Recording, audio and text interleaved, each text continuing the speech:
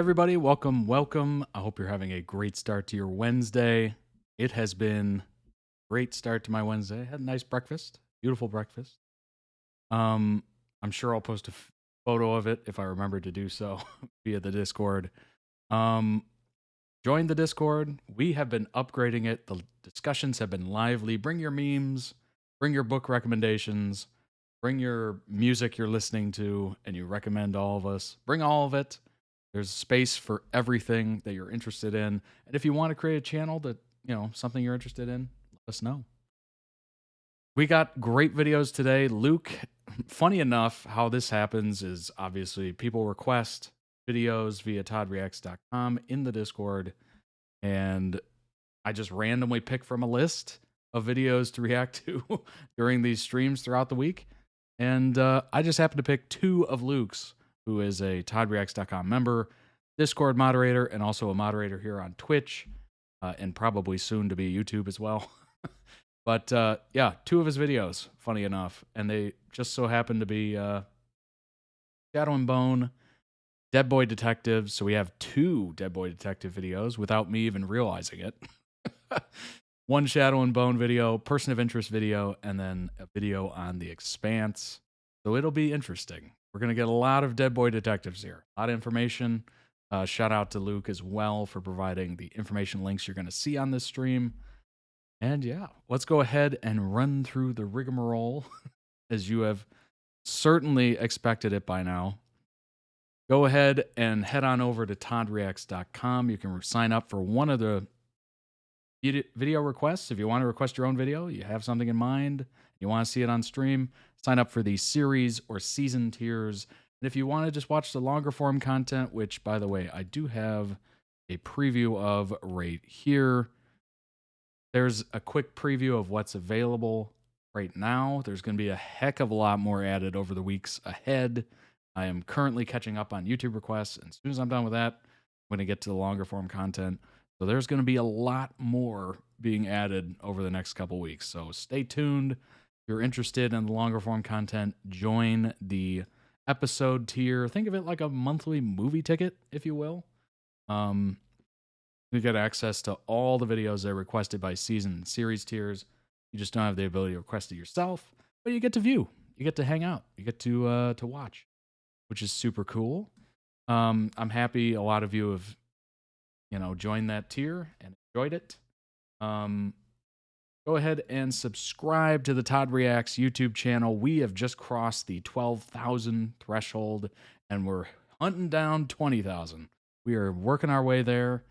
I thank you for joining. If you've joined so far, a lot of you have not. As of April, 84% of the watch time that was on the channel in the month of April was by non-subscribers. So if you are not subscribed, this is my plea, my, extremely plea for you to join YouTube today and subscribe to the channel. And anyone else you enjoy, also subscribe to them. What's really neat about it is you don't have to rely on recommendations from YouTube on your home screen. Just kind of see. And they can bury people you actually enjoy for some reason. It's just kind of a whim thing where maybe YouTube falls out of favor with one of your favorite channels and they just stop recommending them. So by signing up and subscribing, you actually get a feed of everyone you subscribe to, and you'll get a little blue dot next to the avatars or profile pictures letting you know, hey, this channel that you like has a new video, check it out, or stream, whatever. And you'll actually get a chronological list of the videos that all of them post as well. You can really see what's been posted in the last, 24 hours, 48 hours, whatever, however long, you want to see videos. But definitely sign up today. It's free. It's easy to do. It takes 2 seconds. And you don't have to use the Gmail account that it creates. You don't have to use it. I literally do not use the Gmail account that I used to create this channel. So don't worry about that. Sign up today and subscribe. All right. Yep. I got to hide that. Hold on. There we go. And go ahead and check out the Todd Reacts Plays channel. I started that a couple weeks ago. It's basically just gaming streams. So if you're into gaming at all, come hang out. They're very chill. You know, I do a stream a week on Saturdays for whatever game the audience decides that I should play. Right now it's Life is Strange. We're on Chapter 5 this coming Saturday, so check it out. What's going on, Roxas? Hey, Luke. Hey, Jace. Chapter 5 is this Saturday. It's wrapping up the first series or first game in the Life is Strange saga. And then after that, I'll be having polls in the Discord. So if you haven't joined the Discord, join the Discord. And I'll also post a poll on the community page for the Todd Reacts Plays YouTube channel, and they will get to vote. You will get to vote on what I play next. And throughout, I'll be doing some Fortnite streams just because I enjoy Fortnite. Yeah, I just enjoy the heck out of it. So I'll just do random Fortnite streams.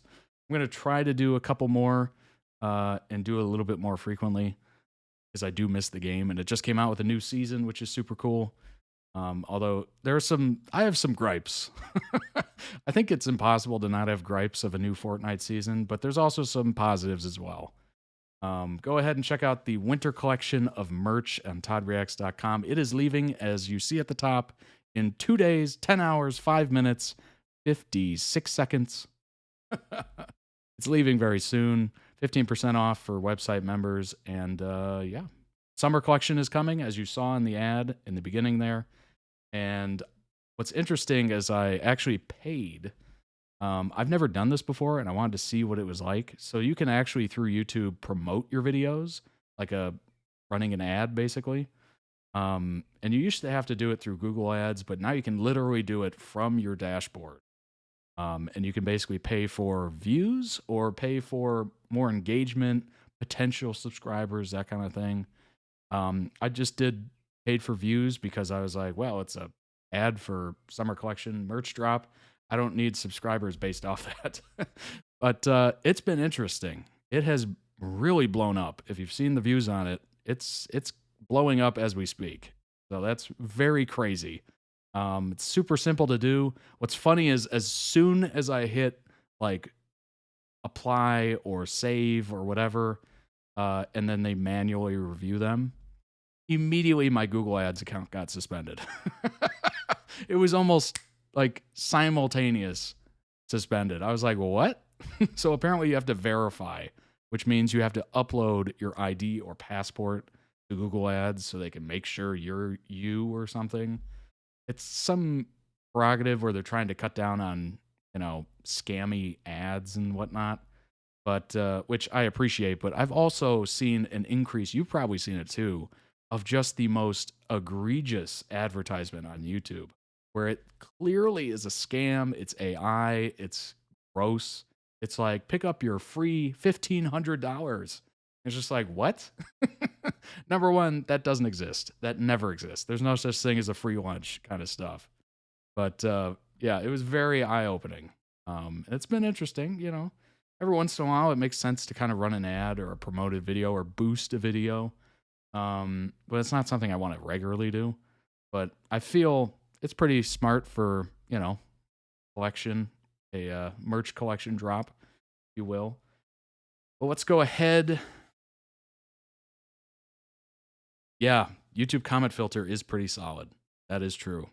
And there is a lot of scammy comments. If you ever see a comment that's trying to be me or, asking you to join some WhatsApp or whatever, it's a scam. It's obviously a scam.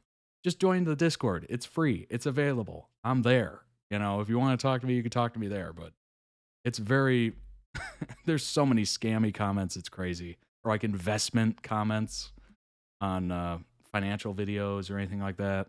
It's just ridiculous.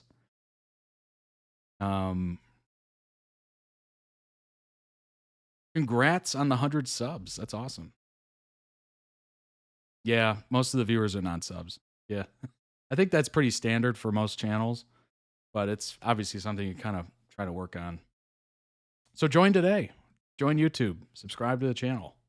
Be in the know. Be in the cool club. All right, let's go ahead and get started on some of these videos. The first video of the day is Dead Boy Detectives TikToks compilation to watch while we wait for season 2. This is by Luke. So go ahead, check out the link in the description, YouTube description for the original edit. Throw it some love. Check out the other videos as well. And yeah, go ahead and hop in.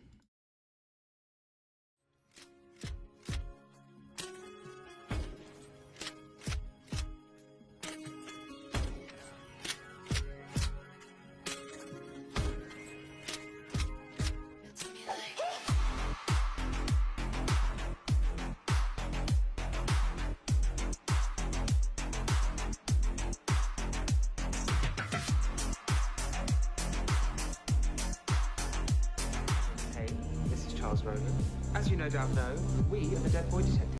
Luke, did this just drop in April? Because I have literally never heard of this. But then again, I no longer have Netflix.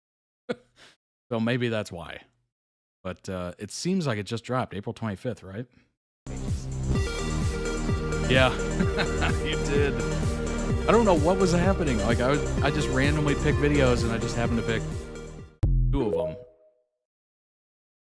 We are the Dead Boy Detective Agency. He's the brains, I'm the brawn. Getting things done. You are the brawn. Yeah. Hope Netflix didn't cancel season 2. That's funny. That's funny and painfully accurate. Very painfully accurate. There he is. Just okay, a lot harder. Gotcha.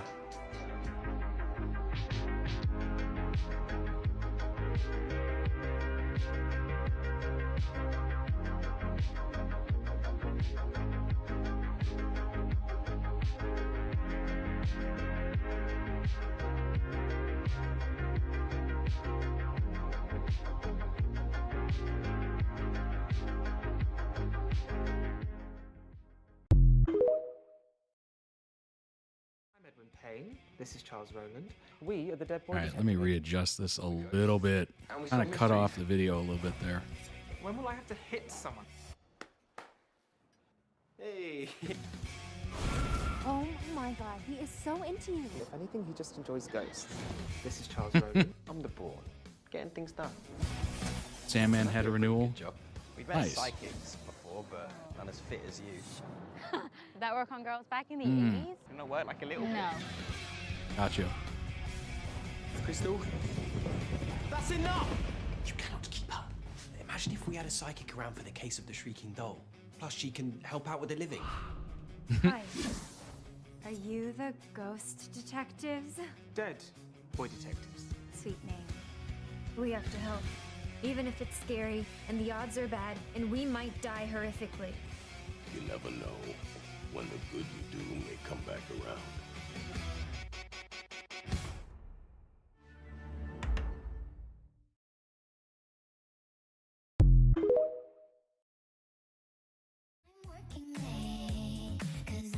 I like the vibe of it. It's very what's a good word for it? Victorian almost in dress. I don't know the time period, but it's got like a bit of a Victorian feel to it. Kind of dark, kind of brooding.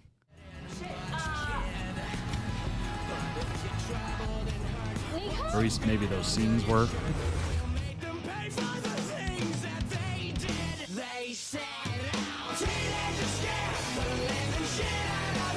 Edwin's from the Edward. That makes a lot of sense. Okay.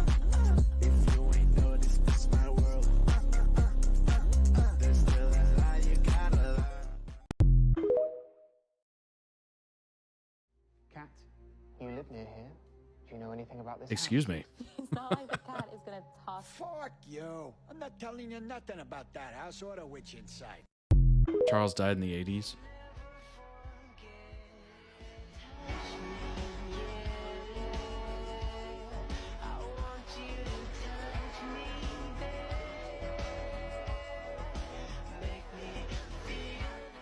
Okay, I get it now. You're jealous there's someone else here. Jealous.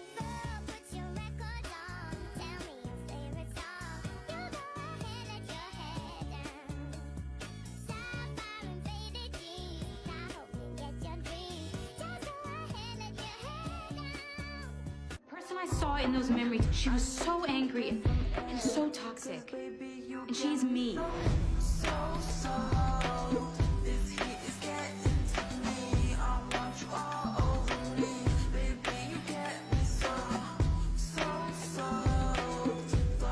And Crystal and Nico are both alive. Crystal's because of her powers. Oh, okay.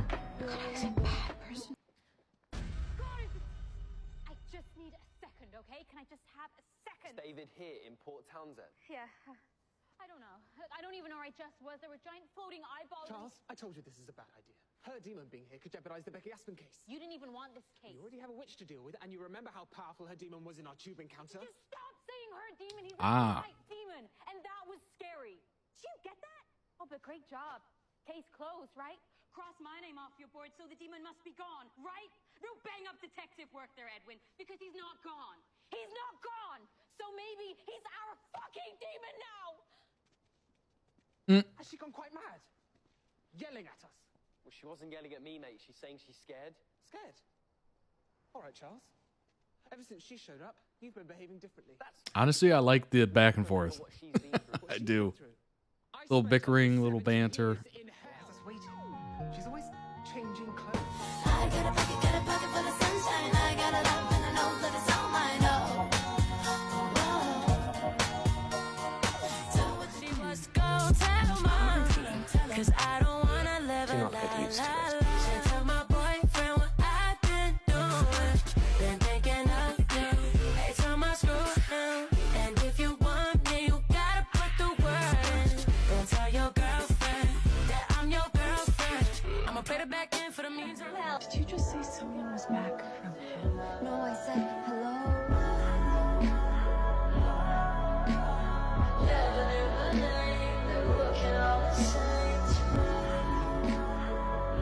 I would consider that a thirst trap, would you?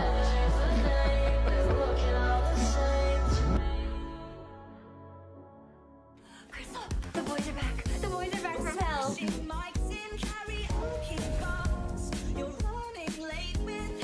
Edwin was in hell because he was sacrificed. No,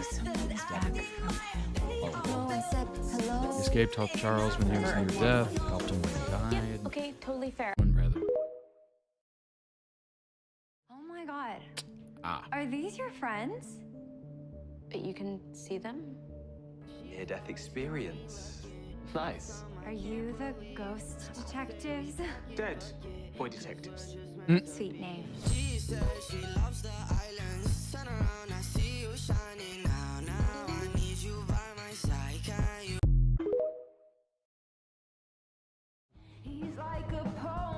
Just on something that's real.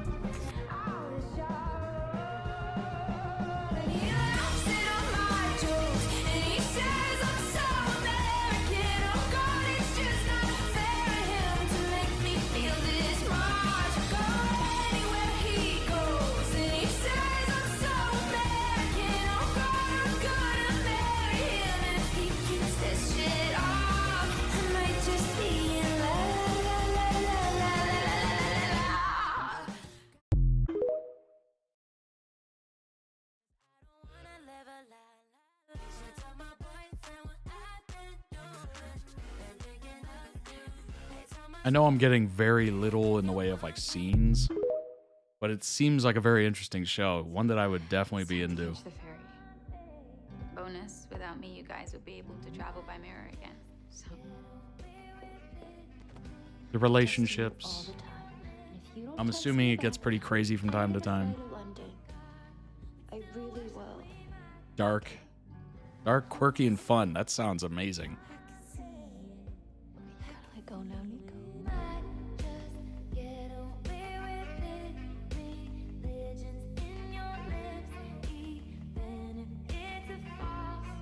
Honestly, that's really why I liked Penny Dreadful, is that it was super dark, but it was also like fun. It was interesting. They had all those characters. Cute little guys. Cute? That's offensive. Charles had I feelings for think it's Crystal, past but the time can't for us to steal get rid of her. these He's a little ghost. irritants. Edwin is Let in them love with live in Charles my and has an room. intriguing rivalry with It's Crystal. not like they can hurt Every anyone man in the inside show this loves jar, Edwin, and but maybe Edwin I loves can Charles. convince That's them not to crazy. hurt people. So this jar is a hate crime. Hang on. Lydia. I'm gonna tell you something because I think you really need to hear it, okay?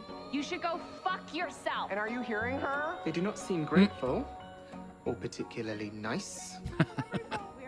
They're just upset. I know what it's like to want something you can't have. Okay. That's enough Sprite time. What gives, asshole? What are you doing with that butt-ugly sweater? You know what? You can take that sweater and you can shove it up your ass. Do you have any clue how powerful we are? We are fucking God! You better hope we never get out of here or we're going to fuck you up like brass knuckles and mace fuck you up. Hi. I don't know what was happening in that scene, but I absolutely loved it. First show I properly binged in a while, and for most of the show, Charles is oblivious to Edwin's feelings. Interesting. It's like Penny Dreadful, but the main characters are young adults. Oh, okay. Yeah, that vibe is so good. It's so interesting. It's not really encapsulated by many different shows, so once you get it, it's like, ooh, this is cool. This is intriguing. I like this. Got a little eeriness to it.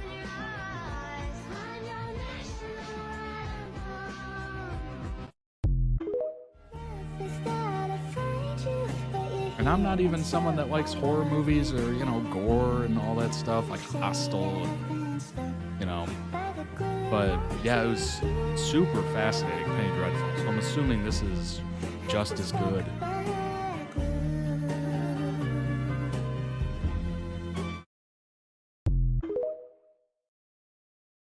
No more pesky cat cane bracelet. Time to go back home to London. It's hard when the people you love leave.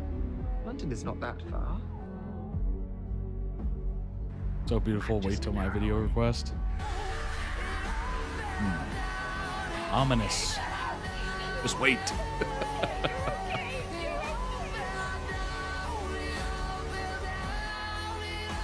Or it's a threat, like just wait. Time to go back You home wait. to London.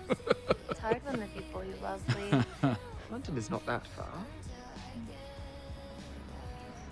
I'm just an arrow. Gotcha.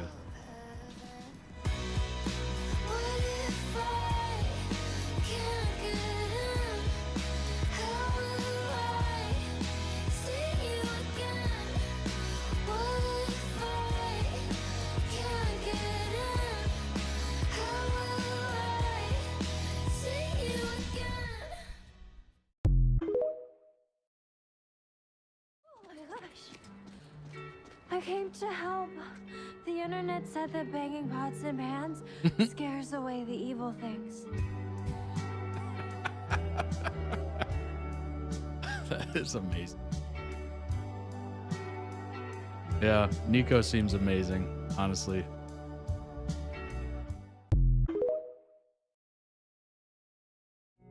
That was, you know what vibes I was getting off of Nico right there? Was Kat from Victorious.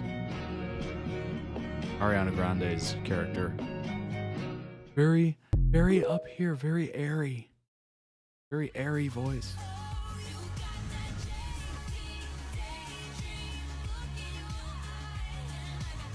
Nico helped Edwin understand his sexuality. He got sent to hell before he understood. Oh, okay.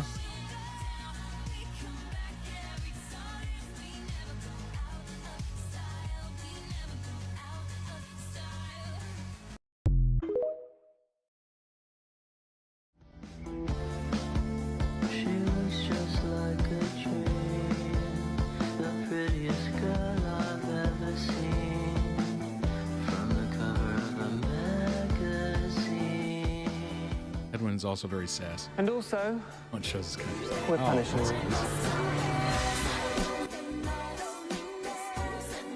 I would assume it'd be hard to be like sassy and somewhat cruel to Nico. I'm sure we've all met somebody like Nico where it's like, whoa, this person's like a ray of sunshine. This person is not, could not be out in the real world. They're gonna be corrupted or something.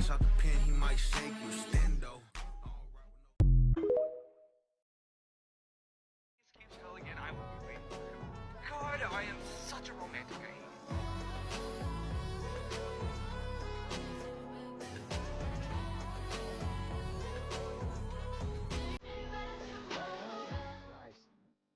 are a lot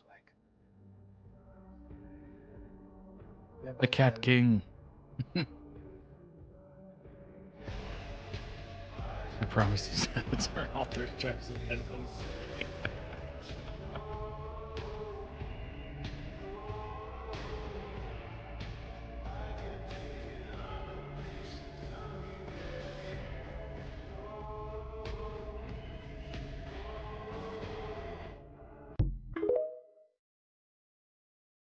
Do you know two boys can like each other, right? But you That was probably one of the points. are the best person I know. Those jumbled feelings that you have. I love you. Great. Love you too. Can we go? As more than a friend. I just need you to know. You, Edwin Payne, are my best mate. I'll never change. You are the most important Catch that person Charles in the comment? world to me. Yeah, great. Love you I too. can't really say that Just in love completely with you back. brushed it off. But there's no one else I would go to hell for. We've got literally forever to figure out what the rest means. You want to take him? You gotta go through me first.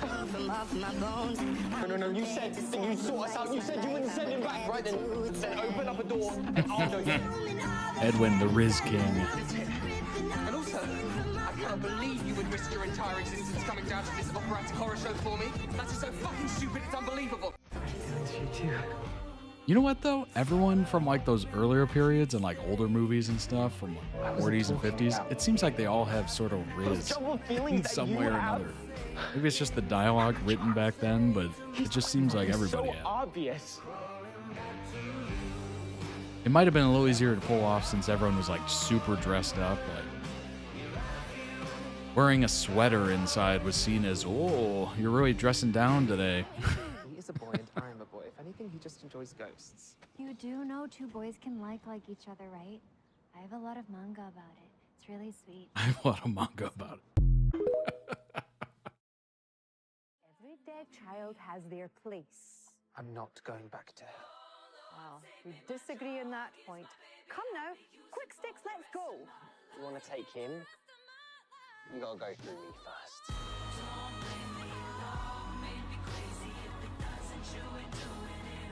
Nico and Crystal. Nico's a BL fan. You should be in the Discord. You should be in the Discord then. Protect him. Take him. You gotta go through me first. She was mine. He's not going anywhere with you. Has he been trying to get frisky with you? So I'll knock his whiskers off his little face or so. I'm here to rescue you. But there's no one else I would go to hell for. Kind of a great detective. Thank you.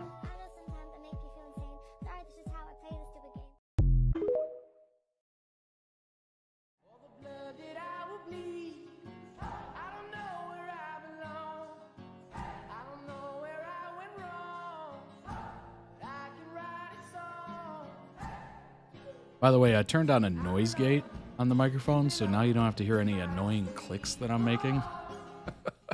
I listened back to some audio, and I'm like, good God, how many times do I click per second? Say them again. You can say whatever it is. You won't have to hear that. If we keep moving, please. I love you. Great. Love you too. Can we go? As more than a friend. I'm afraid.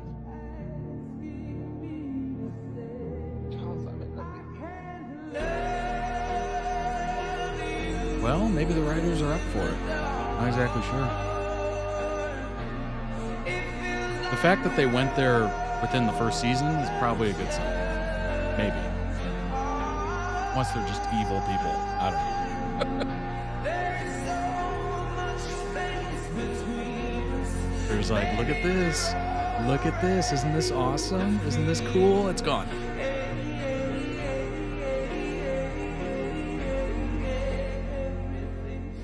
Collecting these beautiful pieces of sea glass. Each color has a different association. Red. For you. This is why we can't have nice things.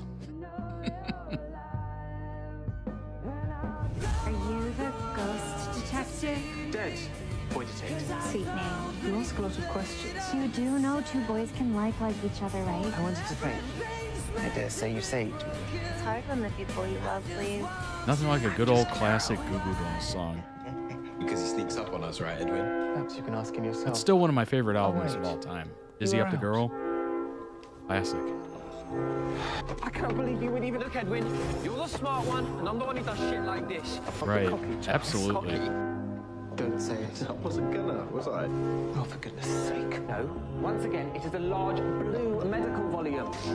I wish it was the practice of like. Does that look blue to you, Charles? It should be down and to the left. Is that your left or my left? We have the same left. Look at that book, Charles. Their interaction's pretty Like a amazing. dead married couple on acid. Charles, do be more careful. Right, mate. Spending a lot of time? And what is a hand job? Oh, bloody hell. This is like one of those Orpheus and Eurydice moments, yeah? I certainly hope not. That story ends tragically. Right. Never finished it. That was an amazing video. That was a good one. I love you. Great. Like I was saying, it's amazing how Can we go? As more than a it isn't the friend, practice of I'm just afraid. buying a series and then just making the series all the way through and posting it season by season. You don't have to feel the same way. I almost wish TV shows were made like Lord of the Rings, where they did all 3 movies and then released them. Like that would have been so much better Playing detective. for everything. You would never have to worry about a show being canceled that you enjoy. My disappearance was labeled an act from God. And Charles, the boarding school covered up what happened to him. Our deaths didn't matter. And no one ever solved them. Now you are sharp and fun. But this is not a game. We are solving cases that would never be solved. Please don't know what to do with a fucking witch. True. We didn't matter. He and I. So these cases matter. They have to matter. You're right. But we haven't solved Crystal's case either. Doesn't have her memories back, does she? Oh.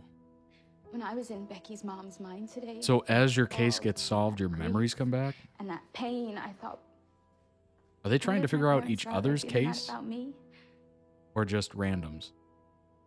I just want to help. It does matter.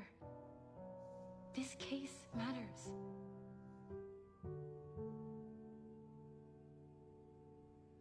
So David the Demon X stole her memories? What a jerk. And focus on rescuing Becky. Think you're better than me?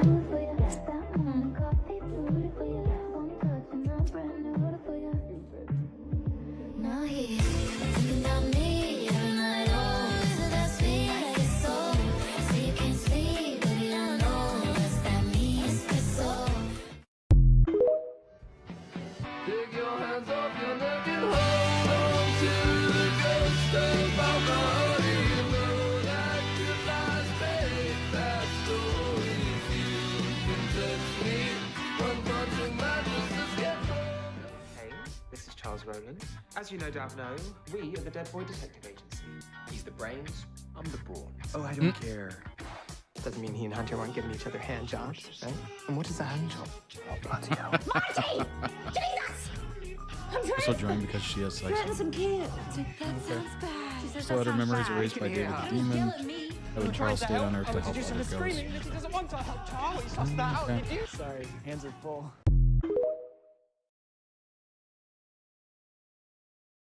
Gotcha. Wow, that was really good. Those were good picks. Well done, Luke. Link down below in the YouTube description for the original video. Throw out some love. Check out the other videos as well. Obviously, we have some reading to do here. Figure out more about the show, the characters, and everything. Yeah, I agree. That was a wonderful taster. Let's go ahead and pull up some of these articles. Dead Boy Detective is an American supernatural horror detective comedy drama. That is a long descriptor. Based on the DC Comics characters of the same name. I did not know that was DC. I had no idea this was a comic either. Charles and Edwin, who decide not to enter the afterlife, as Luke was saying, and instead stay on Earth to investigate crimes that involve the supernatural. I like that idea. I think it's interesting. Certainly opens itself to a lot of funny moments, I'm sure. You know what it kind of reminds me of? It's not even related in the slightest in the plot, but kind of reminds me of What We Do in the Shadows, where you have like these vampires trying to adapt to the world of the living. And it was so funny. The amount of like situations they were in and conversations they had. Oh, it was beautiful. Obviously, it's not the same concept of a show, but it kind of reminded me or jotted that into my memory.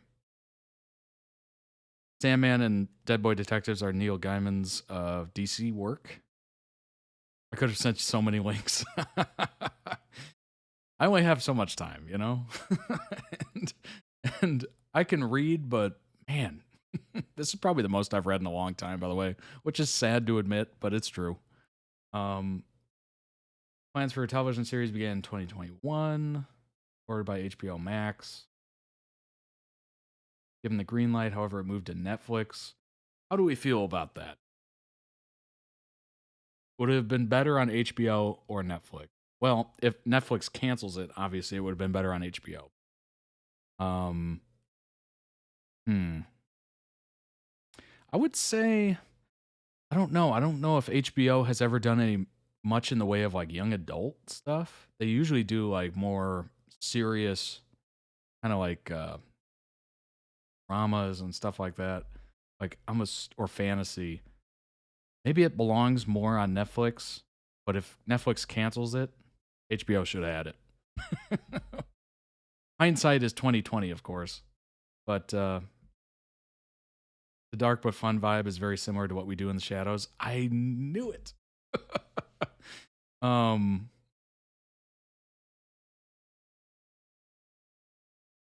Same continuity as the Sandman, with Kirby set to reprise her role as Death in the series. Obviously, just premiered on Netflix not too long ago, within last month. Generally positive reviews from critics who praised its writing. The dialogue seemed pretty good, directing and tone. I can agree with all that, as well as the performances of the cast and visuals. I can agree with that as well. From what I saw, it was beautiful, visually beautiful. And the dialogue, the back and forth was very sassy and interesting at times. I think Netflix is probably the better place for it. They typically do young adult of content a little better. HBO isn't worldwide. It can be harder for Brits to see stuff. Oh, that's right. That is right. Yeah, maybe Netflix is better. Gets a worldwide audience easier. Damn, HBO does such a good job with shows. But then again, I never see any like young adult stuff on HBO. Like it makes a lot more sense to be on Netflix. The series follows the ghosts of Charles and Edwin, who decided not to enter the afterlife and instead stay on Earth to investigate crimes involved in supernatural. I think this stuff's probably going to be better articles than the main Wikipedia. Edwin is a ghost, the brains behind the Dead Boy Detectives Agency, as well as best friends with Charles. I love how it says status deceased. And usually you're just like, spoiler alert. But in this case, it's like, no, that's just how he is. Amazon Prime is only alt home I can think of. Oh, that's a good point. Yeah, Amazon would be decent. But I don't know. I trust Netflix a little bit more with the content creation so far. Amazon's okay. You know, they got some good movies and some good shows, but I don't know. They haven't sold me yet. I'll say that. Good Omens is very well done, of course. I like the show Upload on Amazon Prime. I watched it. That was very interesting. I thought it was well done. Little comedy show. And their movies are pretty good. But yeah, I don't know. I don't trust them as much as Netflix to put out a good product. So far. According to the night nurse's book, Edwin was 16 when he died, making his birth date between December 1899 and January 1900. Monty guesses that Edwin's a Capricorn in episode 3. His reaction confirms that Monty's guess was correct and that he is a Capricorn, making his birth date between December and January.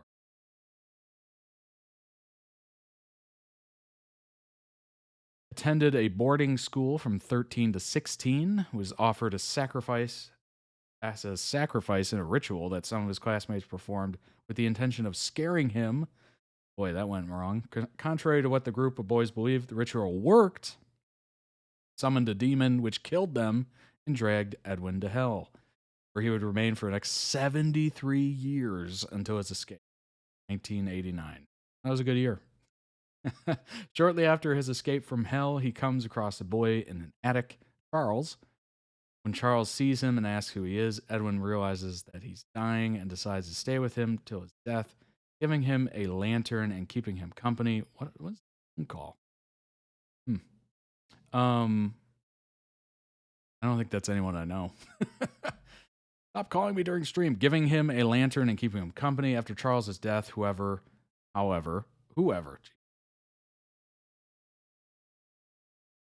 Charles decided he'd rather stay on Earth with Edwin, leading him to later start a detective agency together that they run for 30 years before meeting Crystal Palace.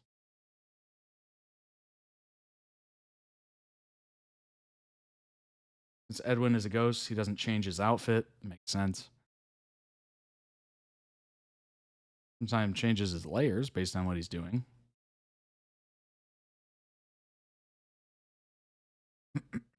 I don't know about Disney just because of it being DC. The only link I can think of is similar. Yeah, Disney Plus, but I watched an episode of Reacher. It was all right. I'll go back to it when I got time. Reacher was pretty good. I watched the first season. I haven't checked out the second season, but the first season was not bad. I enjoyed the movies with Tom Cruise, both of them. So I kind of knew where it was going, obviously, or some of it. And I thought Alan Ritchson did a good job as Reacher, Jack Reacher. It wasn't bad. Charles is a ghost. Spoiler alert. He is deceased. And the brawn behind the Dead Boy Detectives and best friends with Edwin. We got the brains and the brawn, as they said in the edit, themselves. According to the night nurse's book, Charles was 16 when he died, making his birthday sometime in 1973. Father was often abusive towards him, while his mother played as a bystander. Yikes. Oh, yikes. And at a boarding school before he died, when a boy was being beat up for being Pakistani by his friends, he decided to stand up to the bullies. Because of this, in the middle of the night, the bullies brought him to a lake, pelted him with stones until he found a chance to run away. He found himself in an attic where he first meets Edwin, who brought him a lantern and kept him company. He would succumb to his wounds and die of hypothermia and internal bleeding that night. Oh my gosh. After his death, he chose to stay on Earth as a ghost. Edwin, instead of going with death, they later started a detective agency together that they run for 30 years before meeting Crystal. Wow, they were in it. At this point, they're grizzled veterans looking for a pension. It's definitely between Netflix and Prime. HBO maybe because budget, and they do like DC, which, yeah. Absolutely. HBO's got that good budget, and boy, do they put out good quality content. I'm rewatching Game of Thrones. I just started doing that. I think I'm on the second season. I'm not exactly sure. Or no, I'm still on the first season. But I'm rewatching it, and I'm like, dang, this is just so well done. So well done.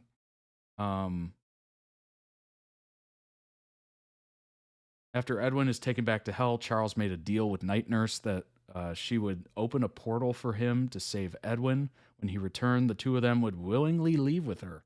For seeing how Charles gave up a potentially tranquil eternity for Edwin, Night Nurse agrees to the deal and opens a portal to hell. Using a hand-drawn map from Edwin's journal, Charles passed through Limbo, Room of Lust. Sure, that was interesting. And finally, Gluttony, before making his way into the dollhouse, where he was reunited with Edwin. That must have been an interesting episode, whose hell consisted of him being hunted down and eaten by a spider-like creature made of doll parts.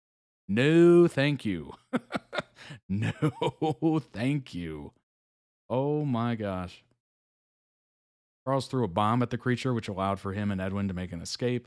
However, on their way back to the portal, Edwin confessed his love for Charles. Oh, that was that moment. Charles replied, that's why he was just like, yeah, let's get out of here. Anyway, let's get out of here. Charles replied that Edwin was his best mate and that he was the most important person in the world to him. While he wasn't in love with him, there was no one else he would go to hell for. The two of them then returned to Earth via the portal opened by the Night Nurse. That would have been an interesting episode until I saw that doll spider. Then I would have been like, all right.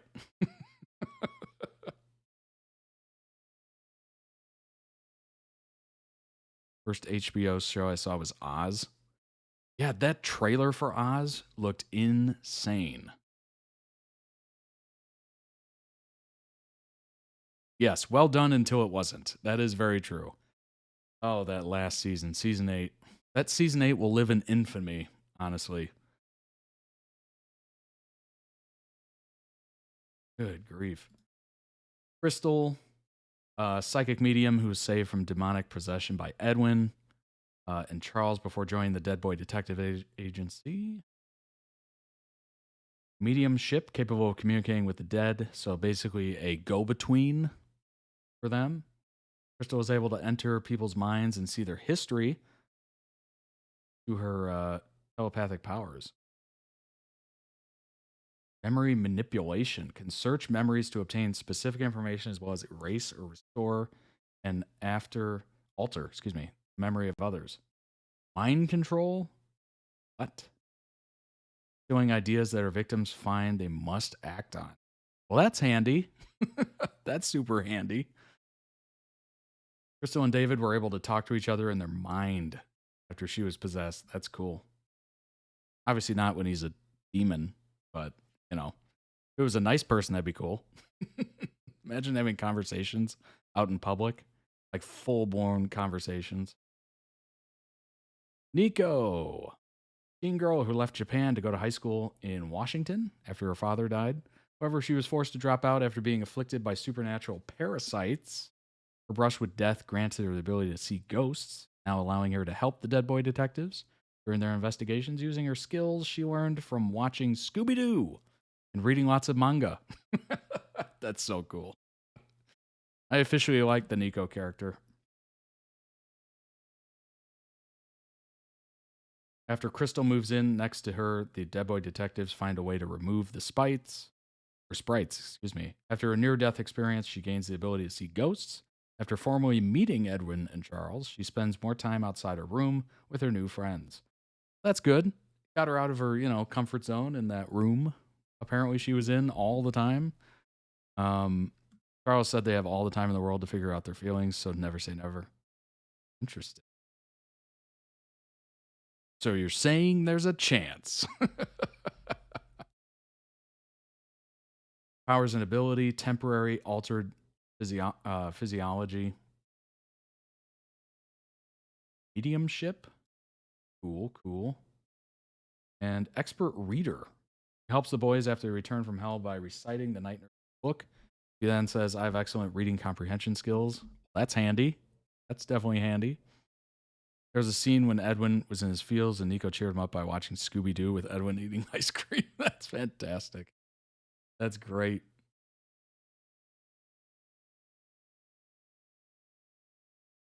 All right. Go ahead and hop into the next video. That was excellent. That was the first indulgence into Dead Boy Detectives so far today.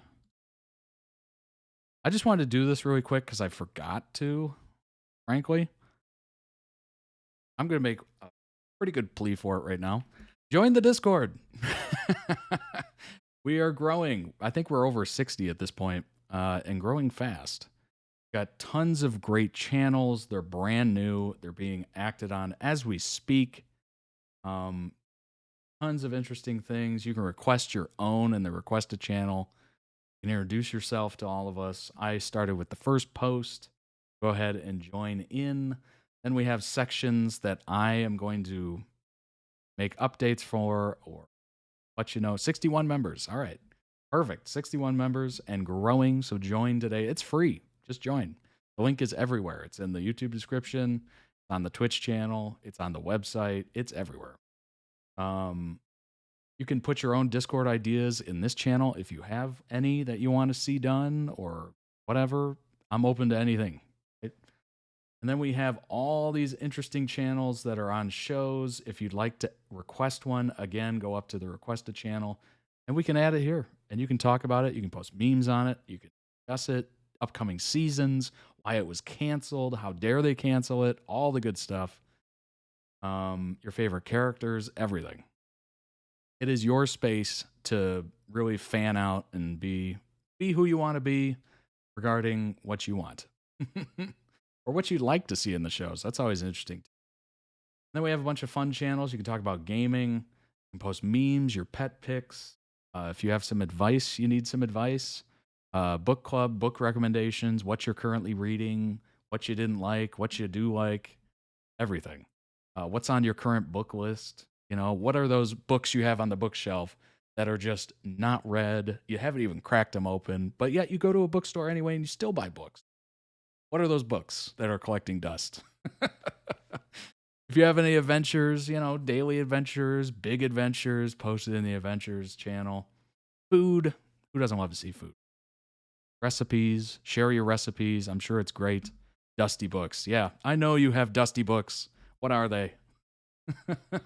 And why don't you read them? But music, what are you listening to? What do you like? What do you not like? You know, what's playing into your ears right now? If it's not me. Artists, if you're an artist, what are you working on? What have you worked on in the past? Show us. We're all interested. I have books on my phone. I have a ton of books on my iPad, and I just have not gotten to them. So I'll be listing mine shortly.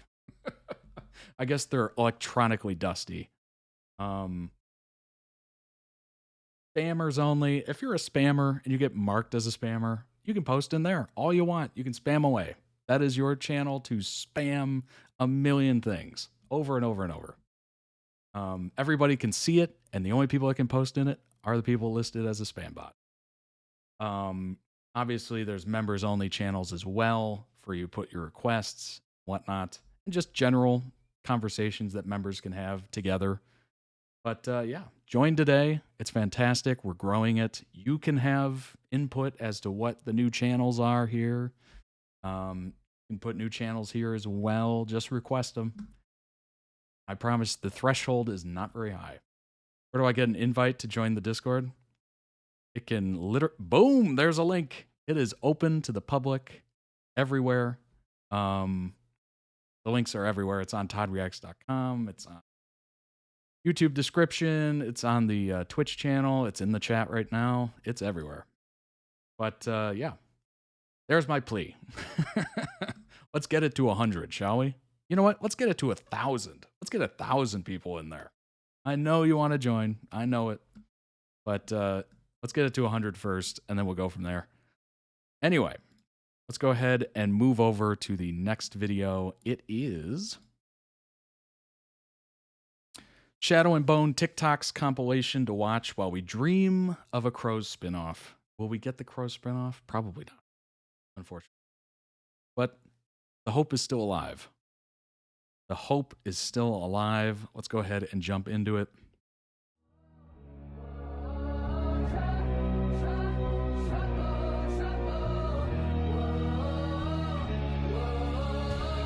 Oh, that's right. There was 3 bands.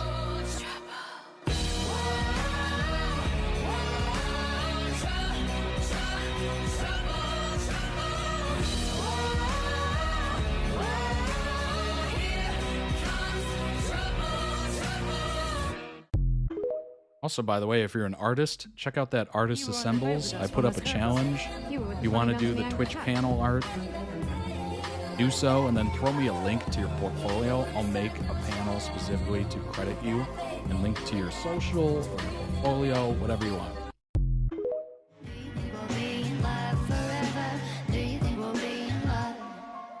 Let's take Jesus off the dashboard. Got enough on his mind.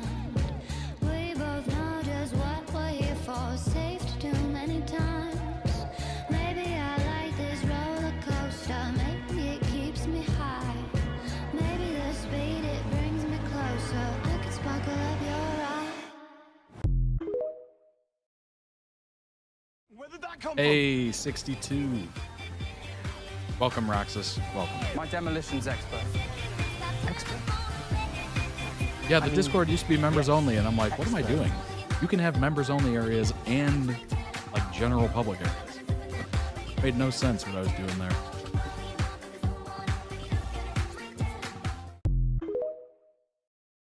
But I'm figuring it out, you know, slowly but surely.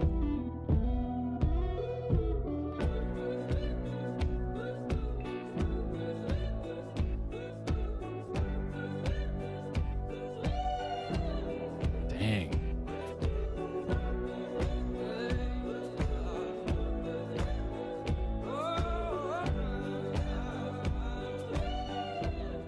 Oh, wow. Drama. Although one of those was a gift. Bombastic side eye. Criminal offensive side eye.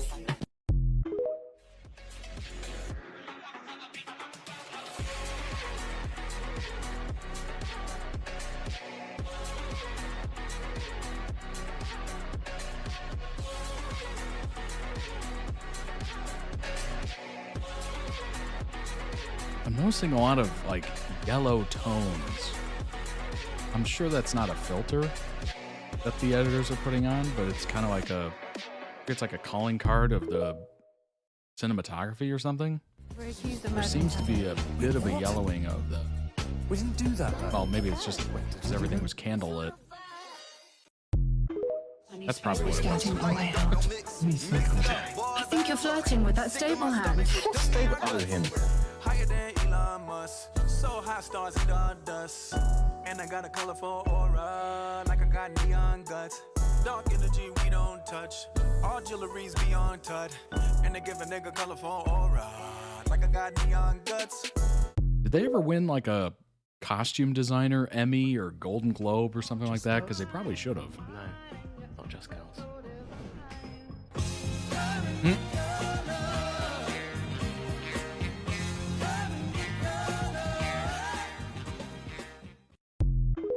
Excuse me. Is what you said true?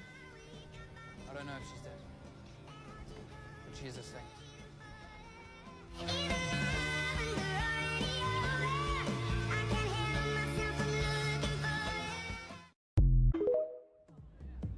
Here's what I don't get. We're gonna be here all night. Rude.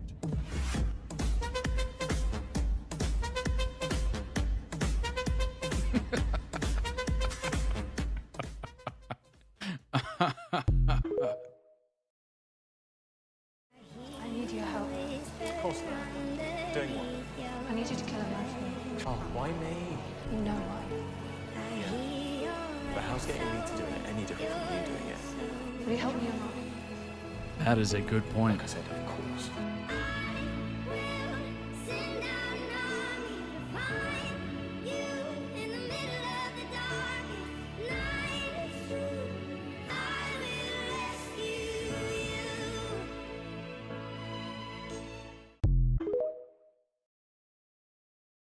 That was sweet. I like that one. For friendship. No, it's not.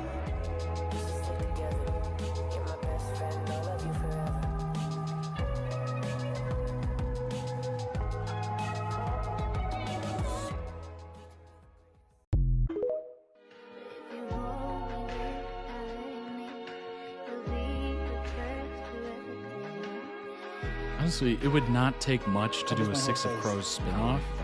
Literally, they could just come up with like a weekly person to target. maybe No protect, weapons of any kind. and then just create an overarching enemy. There's not one already. I had a question, said Kaz, about your mother and whether the rumors are true. Never can make it easy, can you, Kaz? You double-dealing witch. Now you wish you could never, ever, ever be that bitch. Get like me. Now you wish you could never, ever, ever, ever, ever be that bitch like me.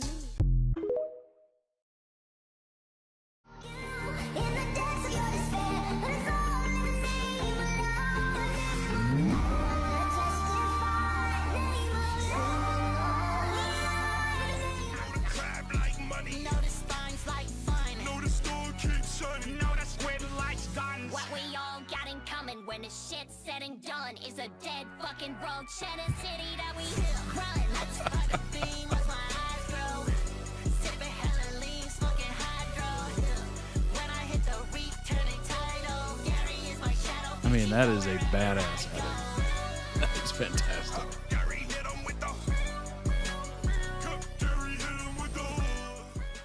SpongeBob cast rapping is crazy, right?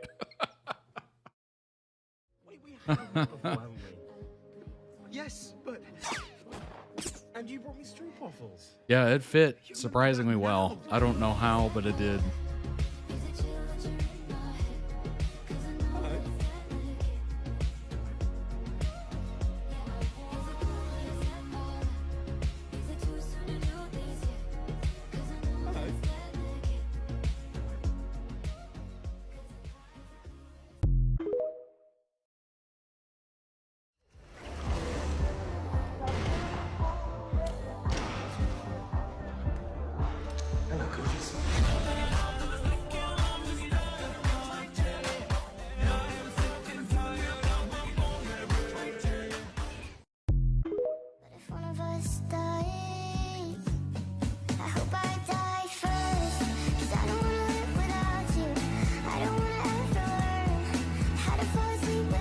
That's good. Honestly, they seem really great together. Obviously, as friends. Sibling-like.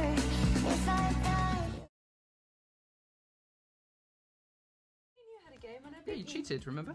I did not cheat. It was at this moment that he knew. He fucked up. I did. This is for 17. That face of uh-oh. It's Callahan. You got this, bro. Oh my god. I got the easiest one, definitely, I think. Hang on, are you switching? You can't do that. You can't keep the IKEA. She cheated for sure. You got it? Yeah, good. Yes, there we go. I like the throws. Bunny, rabbit, stag, snail. 2. Fulcra. Dude, I have really bad. Is it? Yeah. A dog? No. Like a pug. Oh, Milo. It's got a mouth. Is it? Milo? No, it's still moving. It's still forming. Like a Pokemon evolving. It's in Rock, chrysalis paper, form. scissors. No?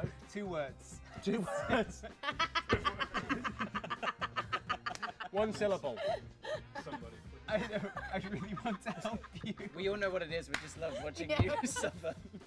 Looks kind of like a Frenchie. Is it the stag? I said stag. Is there something with antennas? Is there a word clue you can? See whip? If it's show related. Oh, yeah, make a sound. Make a sound. Do it and Is make that Big the sound. Chunkus? Callahan? This guy's lost his mind. I could not do hand puppets like that. There's no way. Oh, a bear! I'm great at this game. And you switched. And you went for that. I did switch. Oh. There's no way I could ever do that. But why wouldn't you tell me about a job for the Sun Summoner? Because he'd rather push you away than admit he feels anything for you.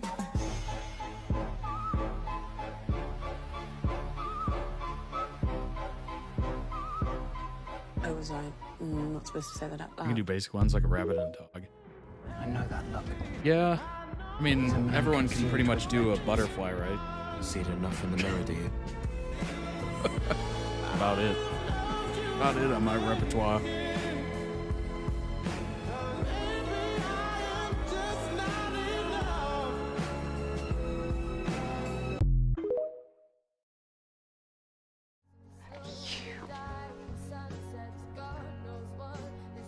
You, Jasper, are my family too.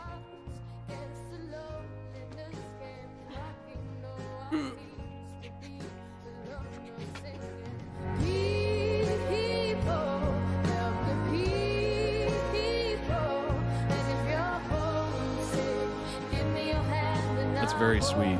That is extremely sweet. She may be the first person I've met who's both the two In most dangerous context types of in the this show. world. Obviously, not in real Which life, two are those? but very sweet. Those defending their happily ever after. And those who don't know how to find the way to one. Ooh. Ooh.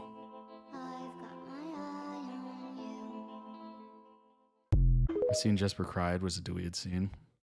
Oh no. Hello. That's too bad. They did the fans of Shadow and Bone so dirty. That's crazy.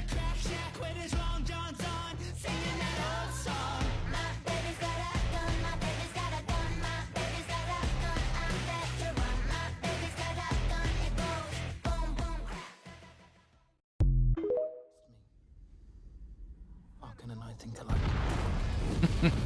Trauma. Too soon to appreciate the irony, am I right? Mm.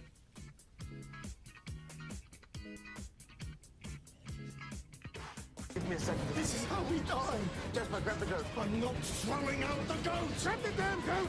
It's not bait. It's for you. I need you to calm down. Hug the goat. Shut the hell up. Emotional support goat. That went well.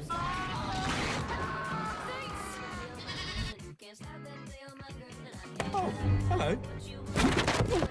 Oh, here's what I don't get. We're gonna be here all night. Rude. Not to gang up on you, but Jess has a point. Arkham system was complicated and the ride was chaotic. Right. I would blame you for missing a count.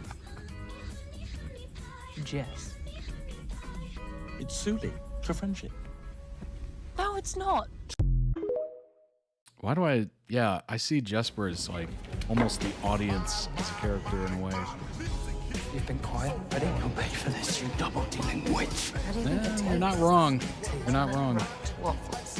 Every time you say his name, your blood pressure skyrockets. It's not part of your purview, heart-render. So buttery. Warm and wet. An opportunity has presented itself. Oh, Benedict. What are you? Big softy, apparently. Maybe should have shot you in the head. Yeah.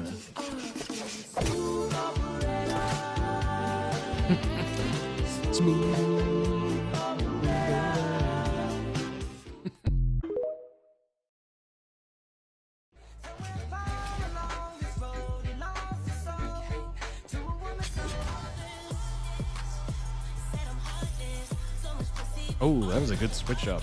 That was a good mashup. I like that.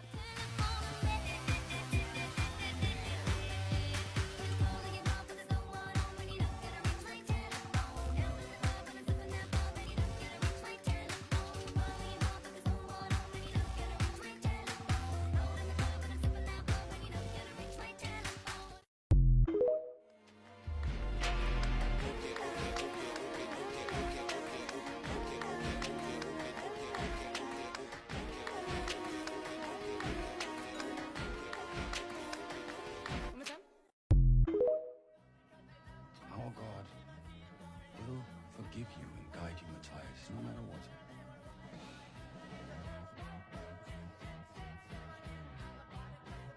Oh my god, this feels like a totally different show. You could never. At first, I'm like, wait, what's happening? Oh, right, this is Shadow and Bone. Please mention that I'd like to have her turned up pretty nice. That's so funny. That I stuck 10 times in his back. I know other places too. Yeah, it seems... Honestly, the Crow's edits were way more interesting and more... Oh, just... It seemed like it could be its own thing. Mr. Brecker. Yeah, right. I forgot about that. I was looking at those characters like, what am I looking at right now? I literally almost thought like that one must have accidentally got in there.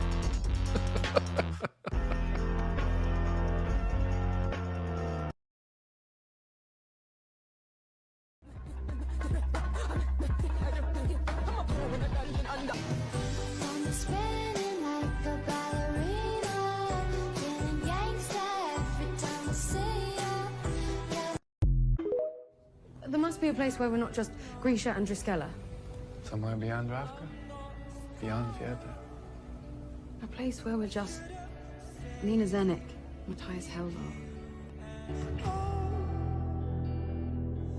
Is that Fiedra, he said? I looked at that name on that page I'm going to be bringing up, and I'm like, ooh, how do I pronounce this?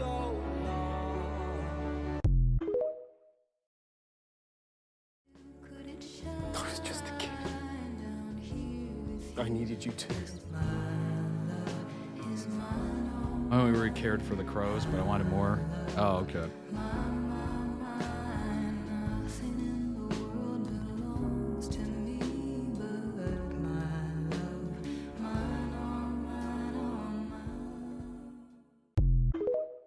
What would you say? Were the crows the main output of fan talk and fan fiction and whatnot? Or was it the main characters? I'm assuming the crows probably had more attention based on it. I'm gonna save you. Brings out the emotions, does it? This is a pleasant surprise. You have to go before he sees you. It isn't safe here. He's created monsters. What are you doing? Hello. It's just a relief.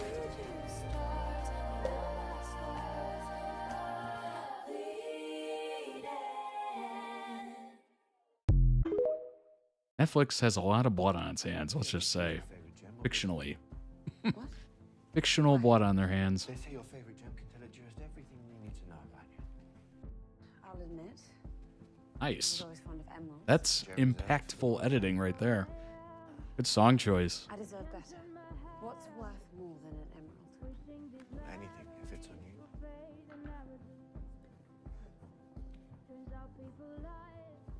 Ruby, then.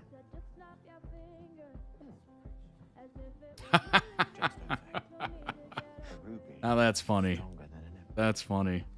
Netflix is a graveyard of amazing shows at this point. Oh, yes. Very true. Very, very true.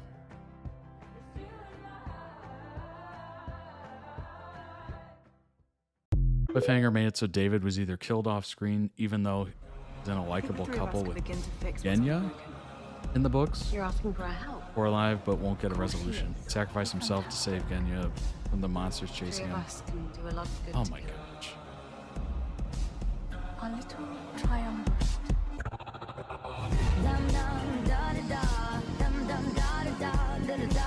Wow, that fan art goes crazy.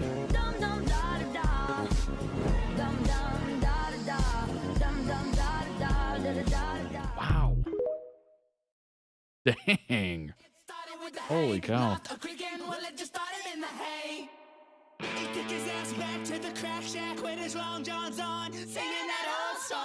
At a certain point, that stopped being fan art and started becoming like an art installation. What's them on here? Around here you go Like find a showcase. All this time.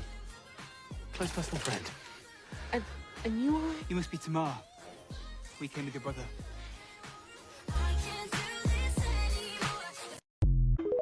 Sun Summoner, and you are a guest of the Sun Summoner. Can't even bother to learn my name. It's not even a long name. That'd be me, I'm the tracker. Lucky compass. See me through thick and thin. Okay, then track up which way is north. That way.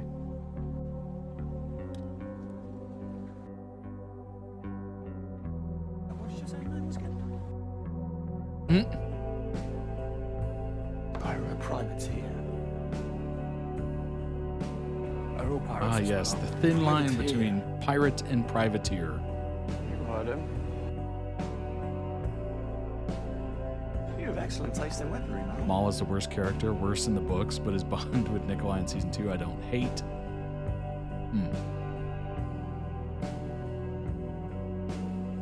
Same thing, right?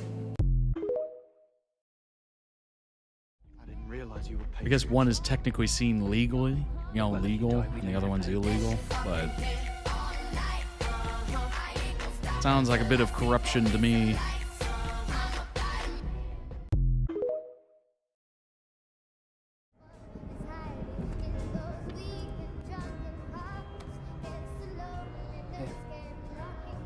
Don't you need it?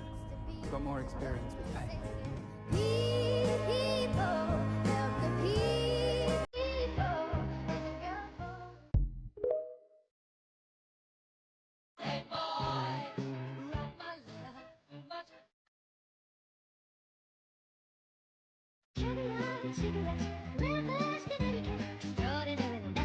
Yeah, Kaz is emotionless. As Inez has found out many times. So I've gathered.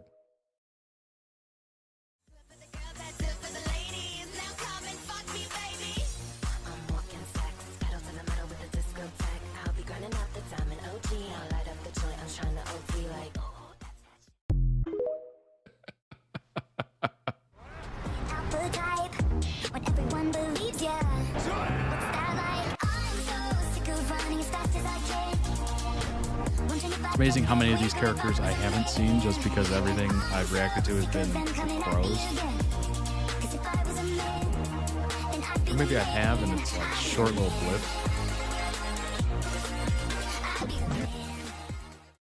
Zoya?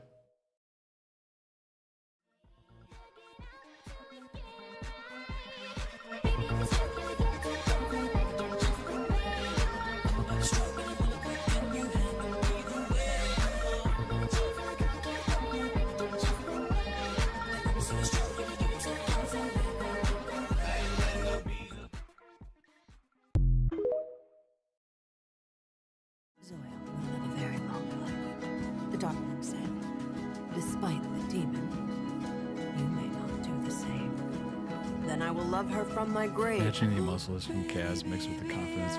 Oh my gosh.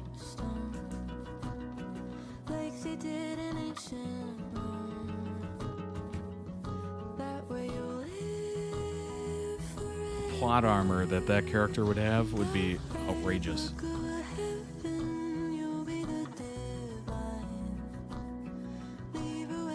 Oh, okay.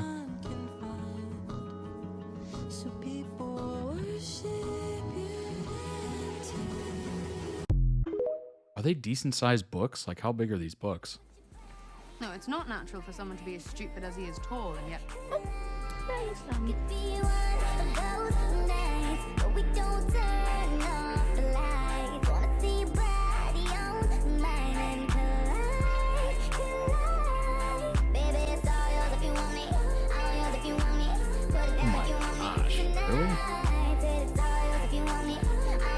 That seems like an unbelievable oversight.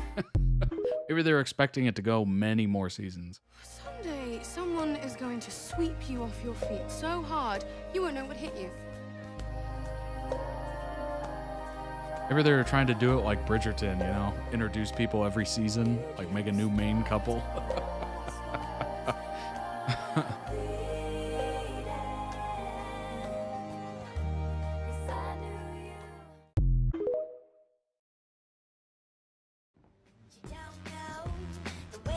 You know what's funny? I'm recognizing some of these TikTok names from previous Shadow and Bone edits.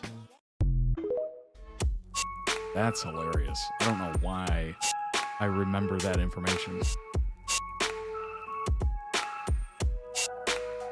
7 different books in different timelines. That is impossible. Finished yet? It's like a nails blade. Hey, you haven't completely forgotten what you were taught at the little palace. Just your loyalty to Ravka. Ravka? Or I could see that being challenging for like the normie viewer who has no idea about the books, nothing, like, Is that the Lancer family might get crest? confusing, No, it is or, because it's hideous. they kind of lose themselves. Imagine if Harry Potter combined all the movies into one. Oh my god. Oh god.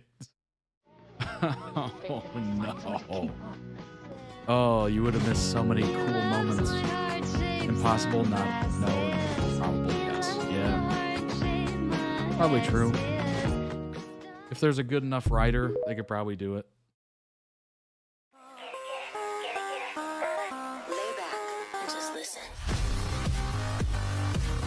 Yeah, if you were a normie viewer, this show probably would have been confusing if you tried to do all that.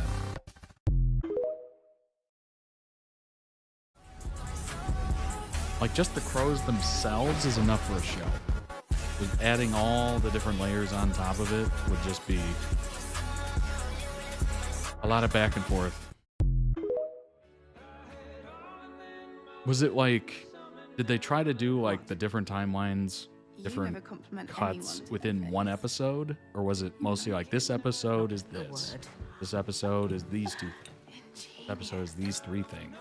Or was it just like boom, boom, boom, boom, boom, boom, all in like one episode?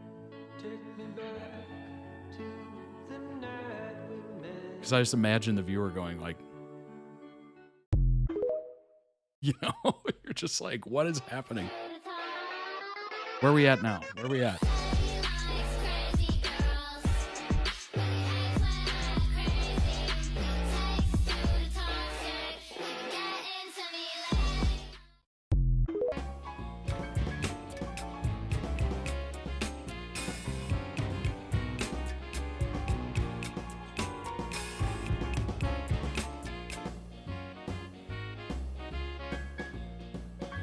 Eternal Bone trilogy happens, focusing on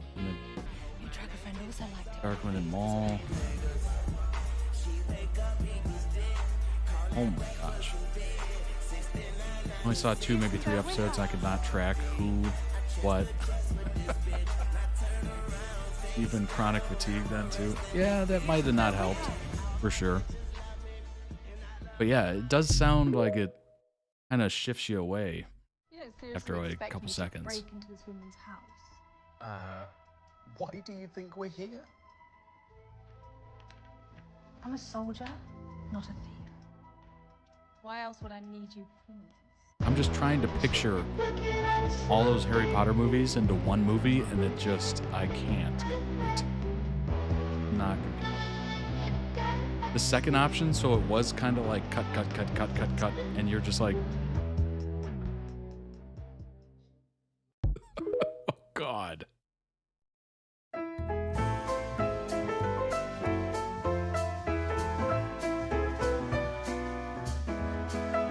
Oh, well, if they're like hour-long shows, maybe cutting between 3 different stories isn't too bad. I think I can whip them into shape. As long as no actual whips are involved. I make no promises. As long as it's like 3 or less. Ideally 2 or less.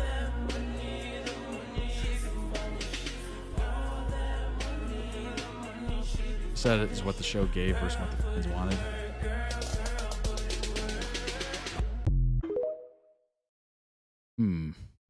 I didn't know that Emily had such talent. She's Thule.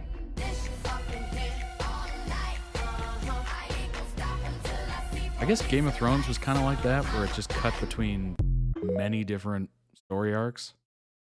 But I think it gave enough time to like build it up where you're not totally confused. But those first couple episodes were kind of slower, maybe, to kind of get people introduced to everybody, and it wasn't so overwhelming. But yeah, if it's like next, like that can get super confusing. Excellent edit by Luke. Go check it out. Link below in the YouTube description. Check out his channel. He's got other edits as well. Let's go ahead and bring up some other. So basically for this, we're going to bring up some other character information, which I don't think I've read too much into, honestly, other than the crows. So this would be kind of a nice little introduction to every character. We're not going to go super in depth, obviously, on every character, but we'll just kind of read a little bit of each one and then go from there. Let's go ahead and bring that up. Game of Thrones made sense still. Shadow and Bone was trying to do all 7 books from different timelines at the same time. Yeah, that at that point, I'm just confused.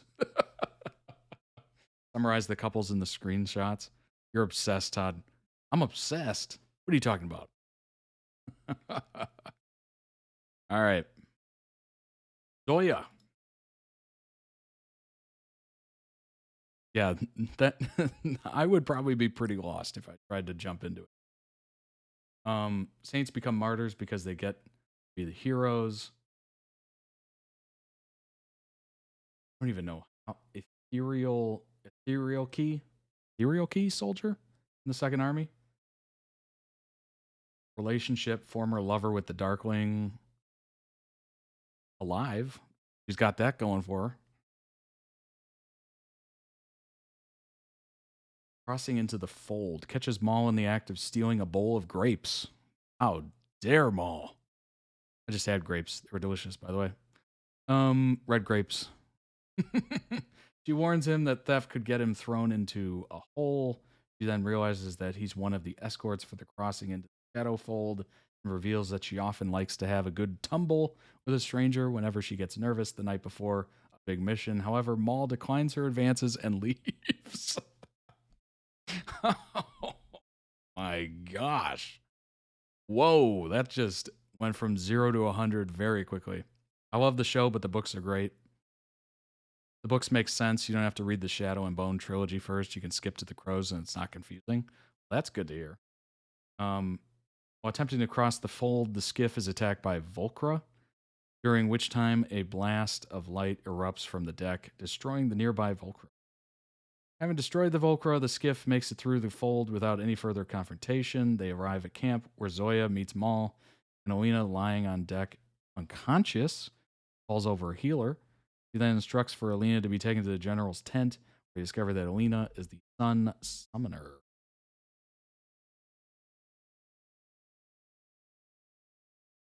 Nikolai, whenever I hear the name Nikolai, I always think of Grand Theft Auto 4.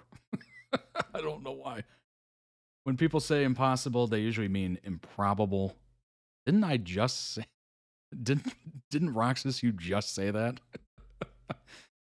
Impossible? No. Improbable? Yes. Nikolai is the current king of Ravka. Nico, a powerful privateer known as Sturmhond. These names. After being born and raised in Ravka, Nikolai created the persona of Sturmhond, a charismatic privateer. In season 1, he anonymously hires the Crows to bring him Alina, as revealed at the beginning of season 2, when he pretends to be a bodyguard for Dressen. True role in the hiring is discovered by Kaz, who says he stood too straight for a bodyguard and seemed too interested in the conversation. He then introduces himself as the infamous privateer Sturmhond. In exchange for money, Kaz tells him Alina went to Navi. He helps Alina and Maul to go to whatever that word is, to Ravka aboard his ship called the Volcani, before revealing himself to be Nikolai, second son of the king of Ravka. Boy, kept that under wraps. Probably a good idea, honestly, when you're out there.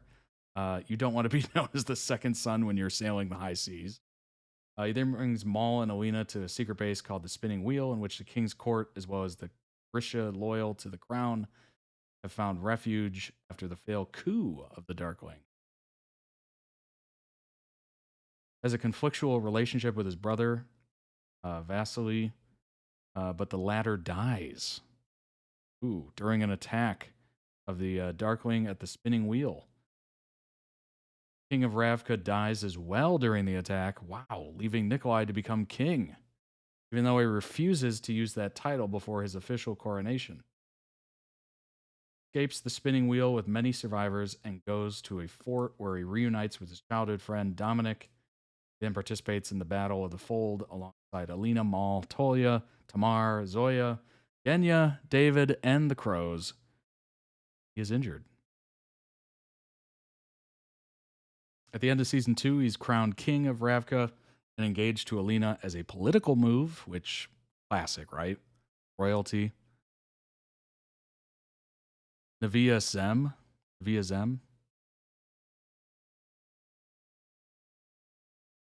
Ooh, permanent damage from that injury. Takes. Brave and charming.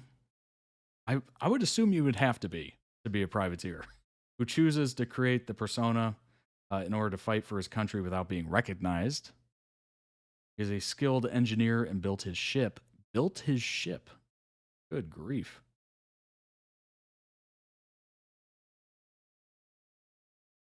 Engineer built his ship.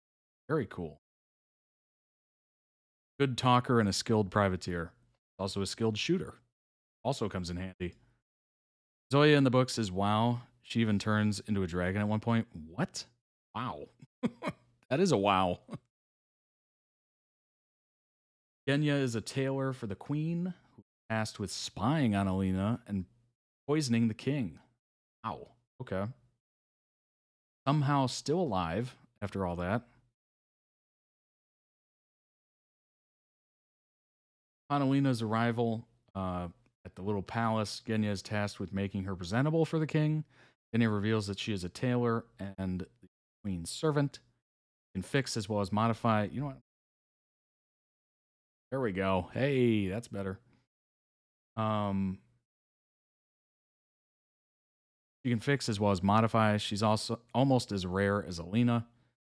After getting rid of the staff, Genya heals Alina's surface wounds with the exception of a scar on her left hand, which Alina reveals is a reminder of home.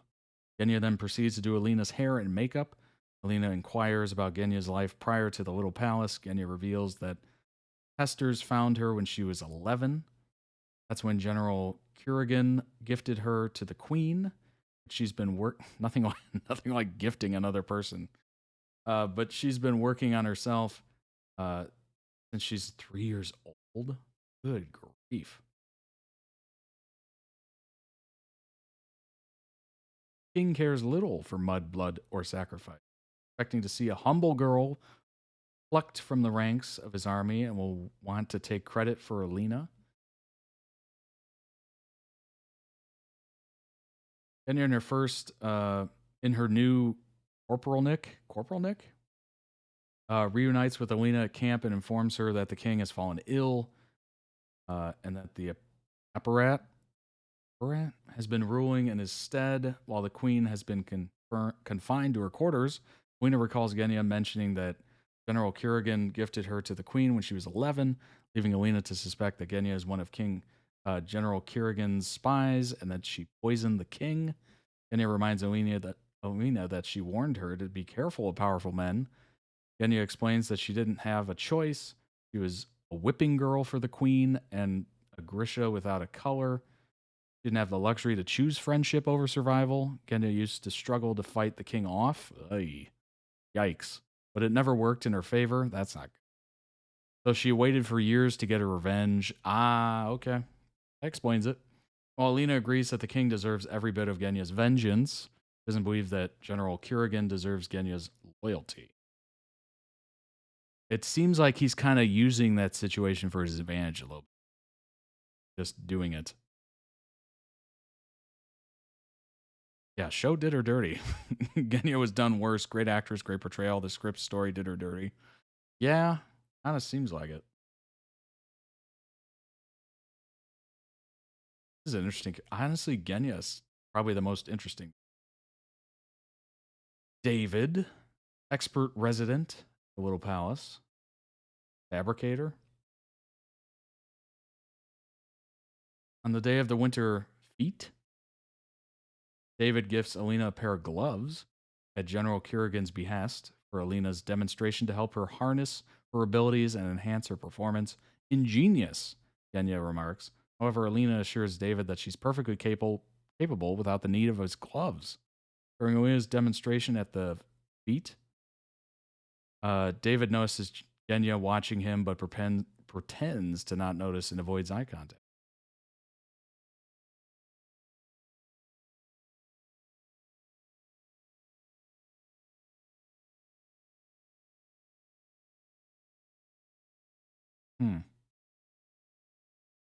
David made his way to the spinning wheel where he warns Alina that Kurgan has created creatures with Merzost. Boy, these names, and I'm trying my best here, that he refers to as Ichevioya? Chevioya? Wow. As I say that, I'm tasked with that. Skeptical of his claims, Alina orders for David to be taken to the holding cells where she asks for his help with using Merzost, but David refuses due to the dangers it presents. He also reveals that there still may be a link between Alina and Kurgan. David pleads with Genya to simply talk to him, as she's been avoiding him ever since her arrival in the cave due to the scars she suffered at the hands of Kurgans. Nichevoya. He regrets not doing more to save her when the Darkling attacked, but she insists that he did the right thing. Genya tells David that he can't fix her, to which David replies to her beauty is her armor, fragile, but what's inside her is steel, brave, unbreakable, and doesn't need fixing. He again says he never should have left her side, and then asks how Genya is even able to find them. He reveals that Bagra amplified her to seek out David's heartbeat. That's kind of cool. Moved, David slowly approaches Genya and kisses her. Both Zoya and Genya were used by men, so they used men and closed themselves off for protection, and they both fell in love with men and treat them as they deserve. Well, that's nice. Merzost is like a drug that amplifies powers but makes you go insane. The reason he went from good, lost the women he loved, and went insane. Interesting. Then the cliffhanger, Alina used Merzost. We saw her use the villain's darkness powers, set up to be the season 3. Ooh, that's spicy. That is spicy. And then they canceled it, right? God, that's... Alina, which we've read quite a bit about. When I was young, I was afraid of the dark. When I got older, I learned that darkness is a place, and it's full of monsters. A great quote. Orphan soldier and the sun summoner. Alive. Born and raised in Ravka. Alina becoming a cartographer. We read about the shadow fold.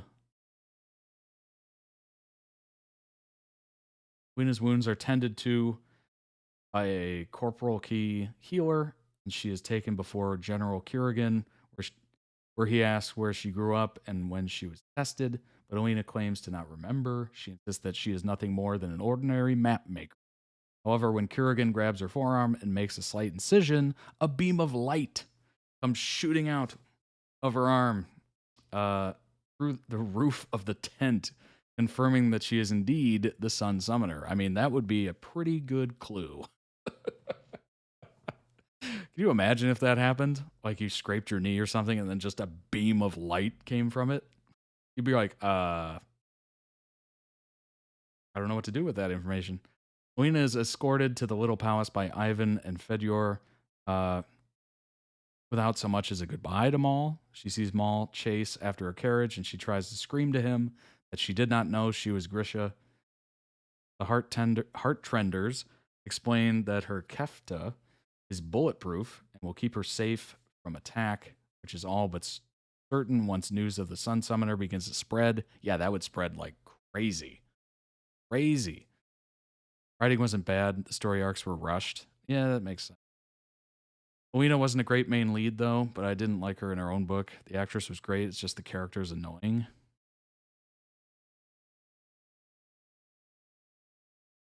That's funny. She was in a couple with your least favorite. Amazing.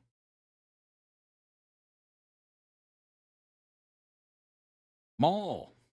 Speaking of Maul, soldier of the First Army and a remarkable tracker.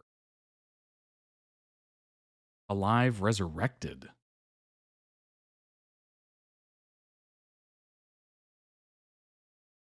Maul boards the skiff headed to the fold. Much to his dismay, he discovers that Alina and her unit will be joining them on the expedition. The skiff is attacked by Volcra. Two markers into the fold. Maul attempts to fend them off, but finds himself being gripped by the talons of a Volcra and lifted off the skiff. Alina picks up a rifle and fires at the creature, causing it to release Maul, who has sustained possible fatal injuries. Barely conscious, he tells Alina, "I'll meet you at the meadow." Volcra then swoops down and digs its talons into Alina's back, causing a large explosion of light to emerge from within her, destroying the nearby Volcra. I mean, that's turning a bad situation into a good one.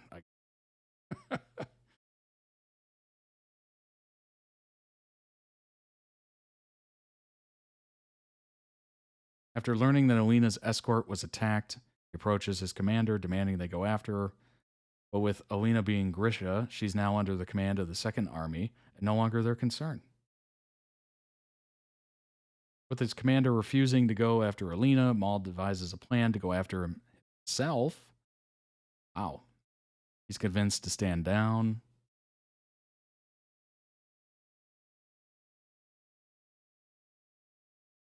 After months apart, he tracks Alina down outside a small town. After they're clear of the soldiers, she accuses him of ignoring her letters. I don't know why I just thought of the Notebook. I wrote you every day, 365 days a year. Alina insists that she didn't know until that day in the fold. Wait, what? How long she's known that she was Grisha, recalling how Alina cheated on the Grisha examiner test when they were children, however. Says she didn't know until the day in the fold. Claims that she cheated because she feared that they would be separated if she did in fact pass the test. Maul then reveals that he found the stag. All right, let's get to Darkling. What is this about? Oh, I've seen this actor before. He was in Da Vinci's Demons, I want to say. No, what was this actor in? Oh gosh, it's gonna bug me.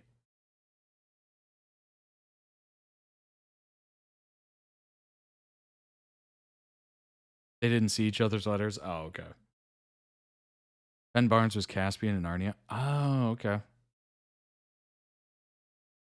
Also known as General Kerrigan, is commander of Second Army and a Shadow Summoner.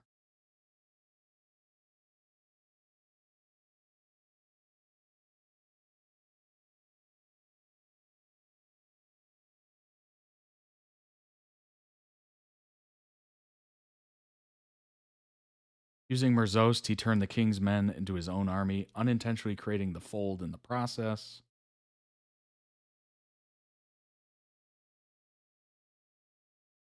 Kerrigan drops Alina off at the little palace and orders for her to be taken to the Vesda suite. She asks if she's a prisoner. Kerrigan replies that all of Ravka is until they banish the fold. Kerrigan escorts Alina to see the king with his blessing. Alina will hopefully remain at the little palace for training. Kerrigan introduces her as the Sun Summoner who will rid them of the Shadowfold. King and Queen, like others, are skeptical of Alina's alleged sun summoning powers. Kerrigan consumes the room in darkness before grabbing Alina's wrist and invoking her abilities. Alina calls onto the sun and lights up the entire room. King applauds and agrees that Alina should remain at the little palace with General Kerrigan for training. Before parting ways, he welcomes Alina. Oh, seducing Alina. Hello. Why he look like Lucifer? That's a good point. He's Lucifer from Wish. That's terrible. I shouldn't say that. The Darkling is the opposite of Alina, the villain, but has some massive similarities to Alina, hence why they are shipped. A temp couple / hooked up. Oh, okay. All right. Alina was set to carry on the Darkling's role, infected by Merzost, and went insane. Yikes. That Merzost is some serious stuff.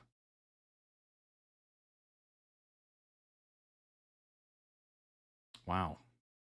All right, let's get to the Shadow and Bone follows Alina, an orphan with hidden powers, as she discovers she's a sun summoner capable of destroying the Shadowfold, accompanied by her best friend, who has feelings for her, who grew up in the same orphanage, Maul. Alina is trained by the Grisha. She navigates political intrigue, dangerous alliances, and a forbidden romance with General Kerrigan while battling dark forces threatening her world. Six of Crows follows a team of 6 outcasts led by Kaz on a dangerous heist to retrieve a valuable hostage from the heavily fortified Ice Court. Each member brings unique skills and motivations, navigating through dangerous enemies and their own dark pasts.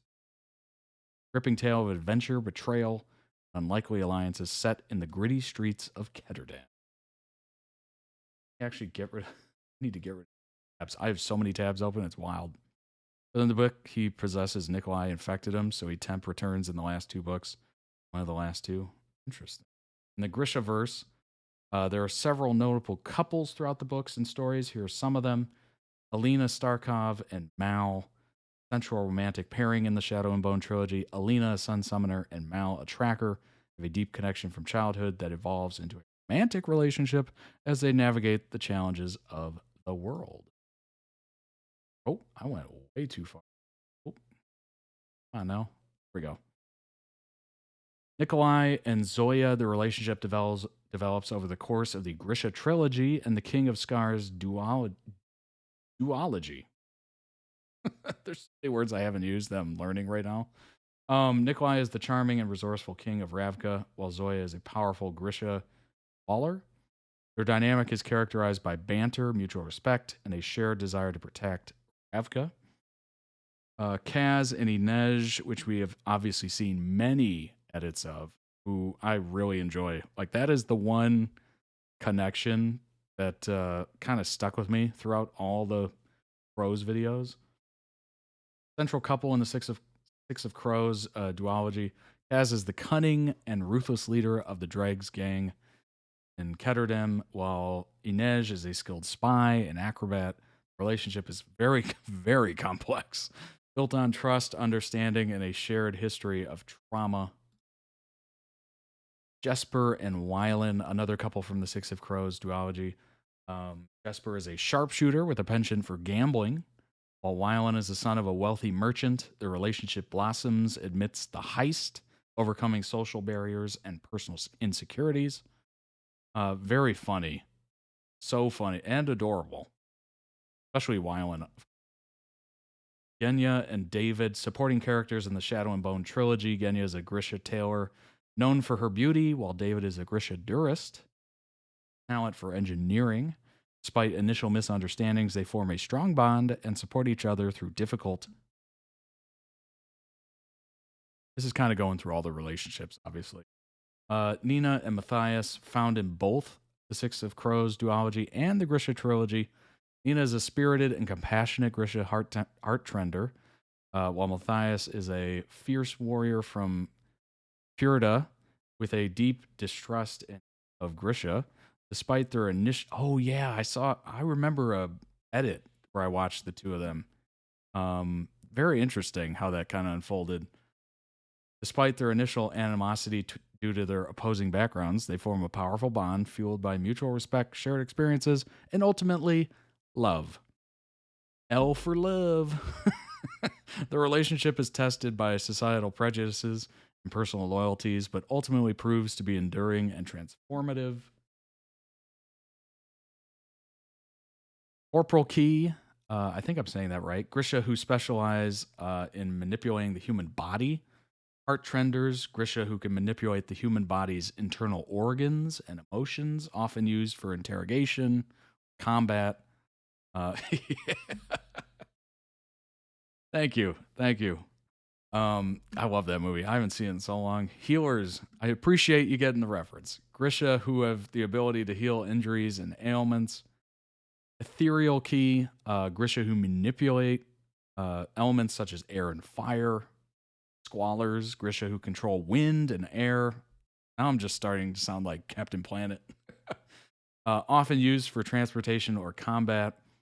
Inferni, I think that's how you say it. Grisha who can manipulate and control fire. That'd be fun. Often used for offense and defense.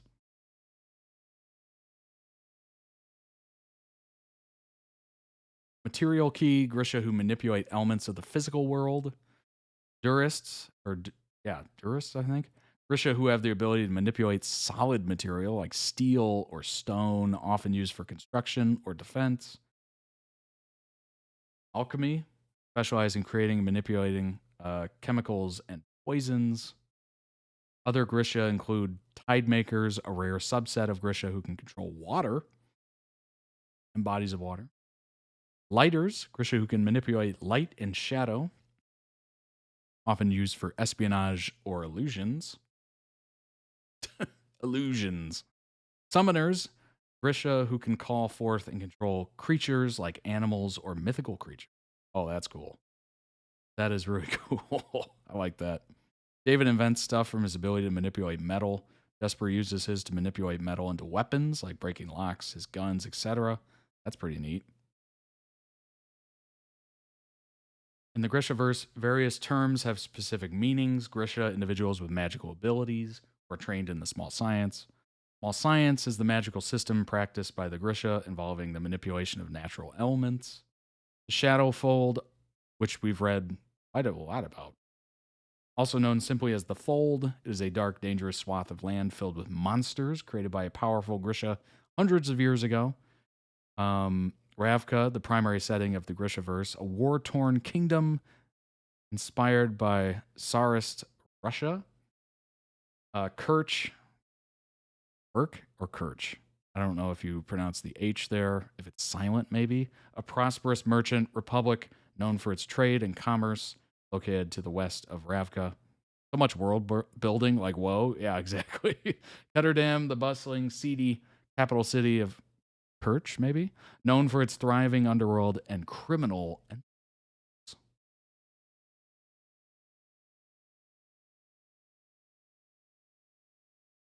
Fjordans, people from Fjorda, a northern nation known for their strong anti-Grisha beliefs and their military prowess. Chuhan, a nation located to the east of Ravka, known for its advanced technology and intricate political intrigue. It's the show's best thing as well as the crows. The world building is great. Yeah, it kind of seems like it. Unfortunate they didn't have a lot of runway to like build it more. And they just kind of rushed into it like, here it is. Or so it seems, I guess. There are just a few key terms and types. These are just a few key terms and types of Grisha in the Grishaverse, which is rich with lore and world-building detail. Woo! That is the most I've read in probably 8 years. Just kidding. I will say this. I have read more during these streams than I've read in a long time, which is not a good thing. To get to reading more books, honestly. Let's go ahead and jump in to the next video. Let's see. Carter and Reese, The Night We Met, which is a great song. Great song. Took me so long to make notes. I bet it did. The most I had to write for you so far. I bet. Oh my gosh. That was a lot. And I appreciate it. That was a heck of a lot of information. And honestly, it does seem like a heck of a world. And obviously, it makes sense that it was like multiple books. I just wish they kind of condensed it a little bit. You know, pick a couple, pick one book, and then go off that, and then the next book, and the next book, and the next book, instead of trying to just mix mash all together. And that probably made it too confusing for people. I'm not sure. It seemed like people really clinged to the crows, maybe because it was like one thing they could kind of put their, arms around. But yeah, that's too bad. They didn't get a lot of runway to really build it out more. Good grief. Oh my gosh. Let's hop into the next video. Man, we are 2 hours in and we are on the third video. This is going to be a long one today. Strap in. Get some water, hydrate, all that good stuff. Go ahead and hop into this. Let's make sure pull it up correctly. I'm going to go back here so I know how to timestamp it. I'm giving away some inside baseball. They could have made Shadow and Bone 3 seasons focusing on the first 3 books, then 2 spin-offs, Crows, and the books that include Zoya and Nikolai. I ate dinner during the second video. My gosh. Hey, you're welcome. You're welcome. Stay hydrated, folks. Stay hydrated. Well, I hope it was a good dinner. Did you post it in the food channel? Come on now. We got to see it. Got to see it. What's everybody eating? What are you eating, huh? Let us in. All right, let's hop into that third video. I told her. Her, the detective. Carter. Food picks, Those are food you, picks, food picks. I'm Carter. Fried chicken and gravy? Heck I knew yeah. a detective once. Oh my gosh. She was the best cop I ever knew. Never That lost sounds sight so of good.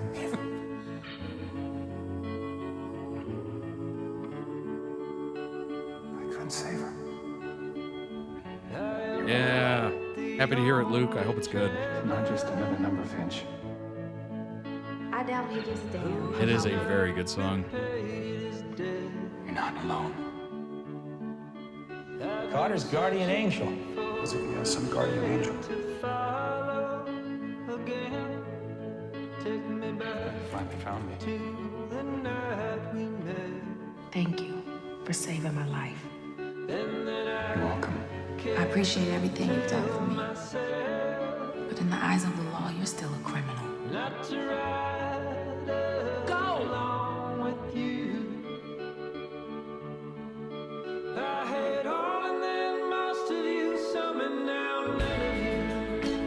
Subway thugs kind of reminds me of the first time we met. Sooner or later, I lock you up. Or find you bleeding out somewhere. I will take my chances. I'm Carter. Well, happy birthday to your Let me dad. help you. Dang. You once asked me to trust you. Now I'm asking the same thing. It is weird to say husband now, isn't it? Anything happens to One term I never quite you, I swear. say with ease is like in-law. You know, whatever in-law. You changed my mind, Jace. I was just like, what is that term? There's I guess I use it, right? You saved lives. There are consequences to not acting like the Simmons and Jace. I have a hard time wrapping my head around like new titles. Detectives things are evidence now. She was murdered. Jace, I made it. Took a trip to the mountains. I saw an old friend. Just reminded me what I've been missing. I've missed you. That's good. Being missed. How much of my means you water miss am I going to those spill people while on you're myself here. trying to transfer it? What is that? Always a question. Life. Oh, none. That was a good pour. It was a good pour. Heck yeah. Link down below in the YouTube description for the original video edit. Go throw it some love. Check out their channel. They might have other videos that you enjoy. Could very well. That was, you know what's funny about this show? That first edit we watched was all based on Jace Carter and had no inkling of sci-fi at all. And what's funny is that one didn't either. But then we read the description of the show and I was just like, whoa, where did that come from? It was very much like, you know, where that was completely neglected in the edit, which was kind of interesting because edits are what you make of them, right? You can do whatever you want. I always point out the one that made it look like Bonnie and Kai were in a relationship in Vampire Diaries, and I thought it was a relationship, and everyone's just like, no. All the comments were just like, it's not. So edits are what you want it to be, which is very cool. I enjoy that fact. You can take a show, piece of content that you enjoy, and make it however you want it. Create a pairing, create a relationship, create enemies, all that fun stuff. So it's very interesting. Just to refresh everybody's memory here. Lasted 5 seasons, 103 episodes. It is a sci-fi crime drama. Basically, if you think about it, it brings up a bunch of moral issues, questions of privacy, the greater good, concept of justifiable homicide. Basically, the federal government creates a program that is able to pull together every bit of information to predict terrorist attack and identify the people planning. And then it kind of becomes sentient. Very much like Skynet in Terminator. And then some people are trying to stop it or destroy it. Very interesting. Yeah, it's called The Machine, which monitors all electronic communications, surveillance video feeds in order to predict future activities, terrorist activities. I don't know if I'm allowed to say terrorist activities on YouTube. We'll see.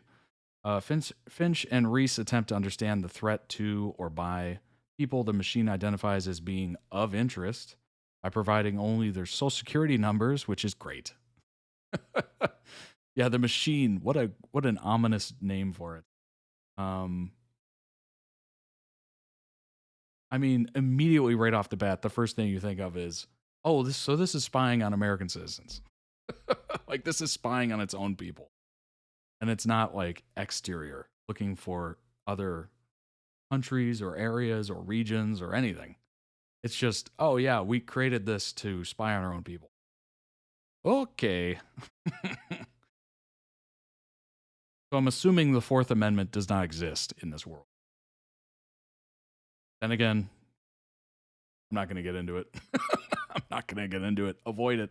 Avoid it. This is not the discussion for this channel.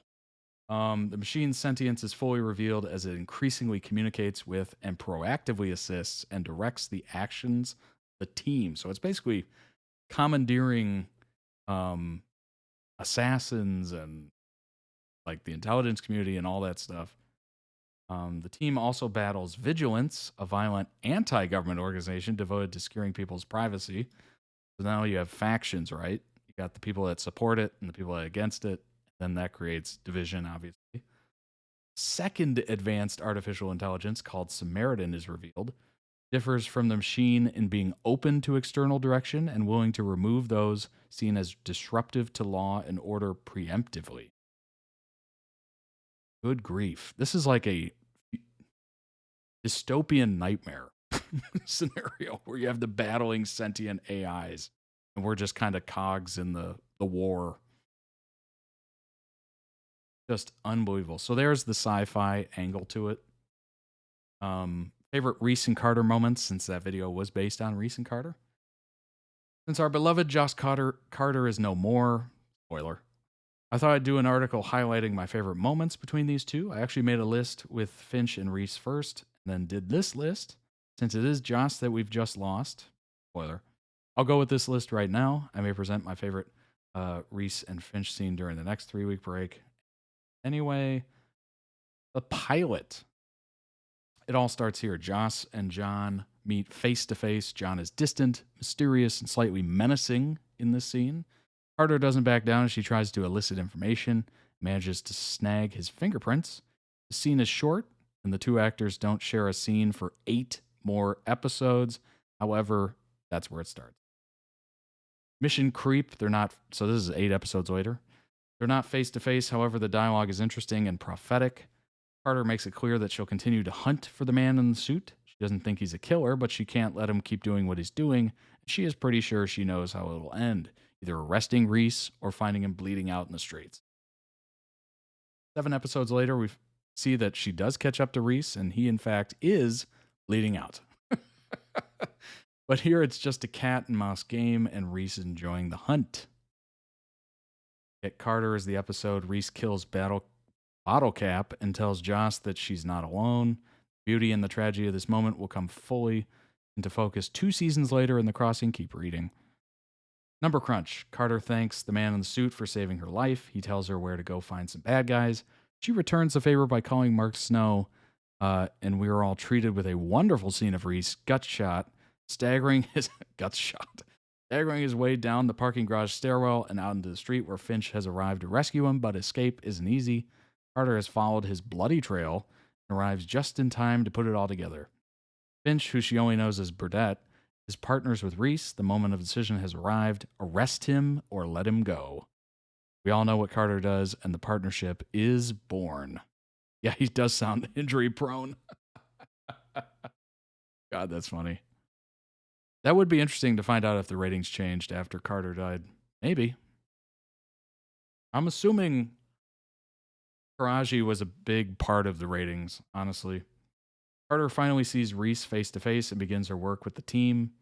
While their conversation at the beginning of the episode is fun, Carter apologizes for getting him shot.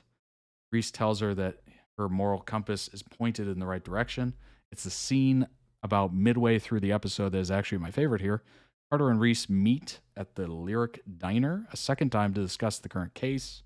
Carter's detective skills shine bright, and Reese compliments her in his dry manner. Carter's response sums up their current relationship as she tells him it's her job, and quote, "I didn't even have to shoot anybody to do it." Snap.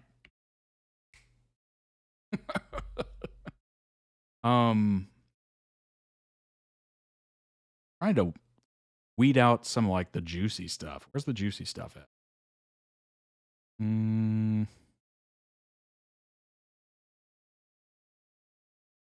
Masquerade. I got bored waiting in the car and it took you longer than 4 minutes. There are times that Carter gets the best lines. She also managed to kneecap a guy in this episode, as well as T-bone a vehicle.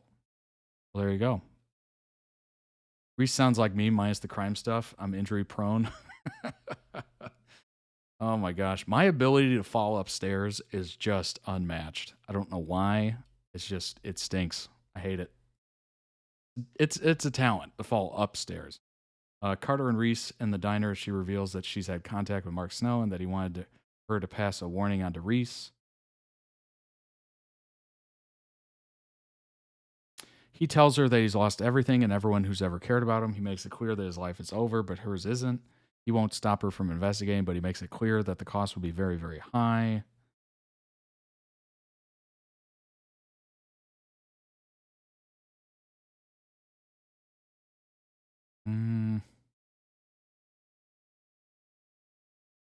Reese and Carter both shot and lying on the sidewalk. Reese drags himself to Carter and tells her that he's there. She tries to get him to promise not to let this do to him what Jessica's death did before, but she dies without getting it all out. Oh, all while Reese is holding her. It's beautiful, it's haunting, it evokes real emotion. Honestly, I was hoping for more juiciness, you know? Not bad, certainly. I think the cat and mouse thing was very poignant, that comment. Seems very cat and mouse. Like it never quite gets there, you know?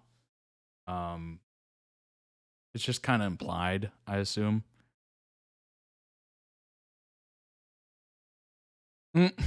Yeah, it does sound like an intense scene, though. For sure. It's definitely a good ending. Especially for anybody that kind of saw those two together and were thinking anything. Yeah, that's brutal. I do wonder if the ratings went down after Taraji left. Probably makes sense. Go ahead and jump into the next video. That does seem like an interesting concept, but it also seems like a potential future, so I'm also terrified for that reason. It's very much one of those, oh, this looks so cool. You know, I would have watched it just mindlessly 20 years ago, 10 years ago, whatever. But now I'm looking at it like, oh, please don't. Please don't. Please don't. Do we need it? Do we have to have it? Fan favorites leaving definitely takes ratings down for shows. Yeah, I'm assuming so. And she's like the biggest name there, honestly. Maybe not at the time. When did this come out again? Hold on. Oh, 2011. Yeah, she might not have been quite as known back then. Maybe not. But yeah, it's just that would definitely do it. How many seasons? 5, right? Yeah, 5 seasons. She died in the 3rd. Oof. That's kind of a quick downfall after she dies. That seems like her biggest. Yeah. She did Person of Interest, and then she went on to do Empire, which was her big one. where she won a Golden Globe and really started to make a name for herself. Boy, I've done a lot of talking today. My voice is going.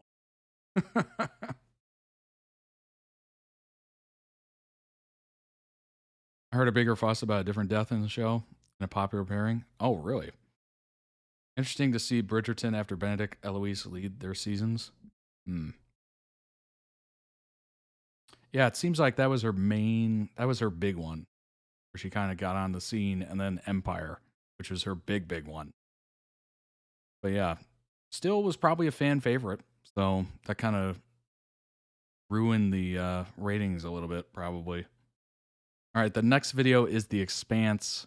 Drummer and Ashford live as a belter. Or live as a belter? No, live as a belter makes sense. Let's go ahead and jump in to this. Assistant Director of Operations. You've come a long way since the loading docks on cities, eh, Molly? You don't get to call me that anymore, Pump. Hope everyone's having a wonderful Wednesday. From what people tell me, we are at the hump day. We are halfway through the week. The doors dragged you out of the gutter. Keep an eye on me. Dawes wasn't convinced of my loyalty. Dawes wanted me back on series. Boy, sci-fi is becoming less sci-fi and more back home. It's hard to eventual find reality. No future down his road.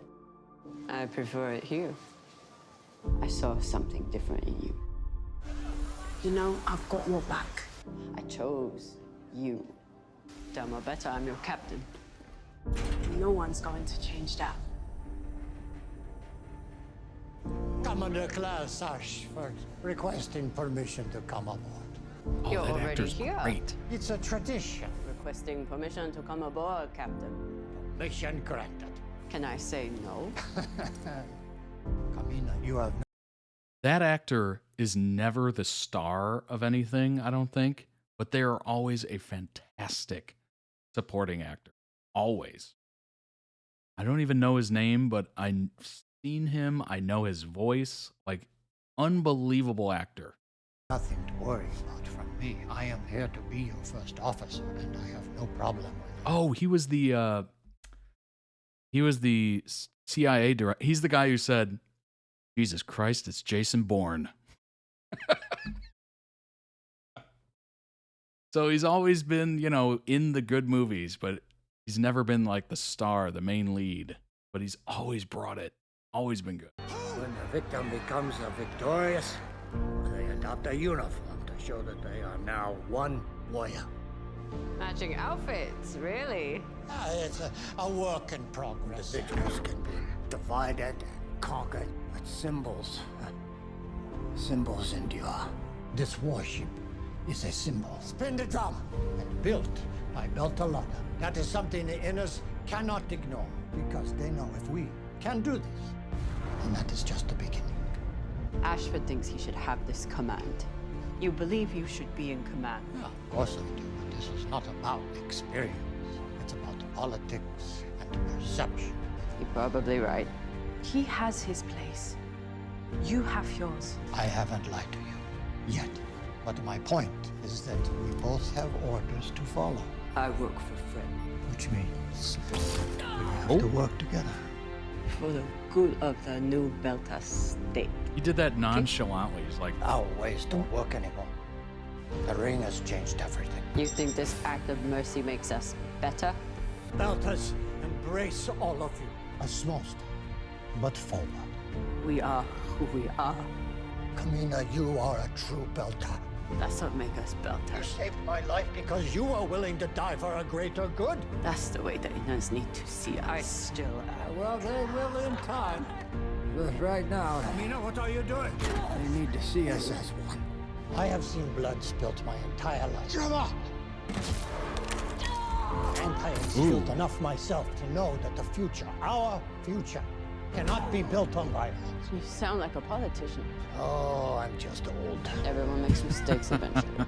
Words to live by. Promise to hold your temper. I did. Your optimism makes me feel young again. They want Vice definitely seems like a great mentor. Innes can no longer police the belt.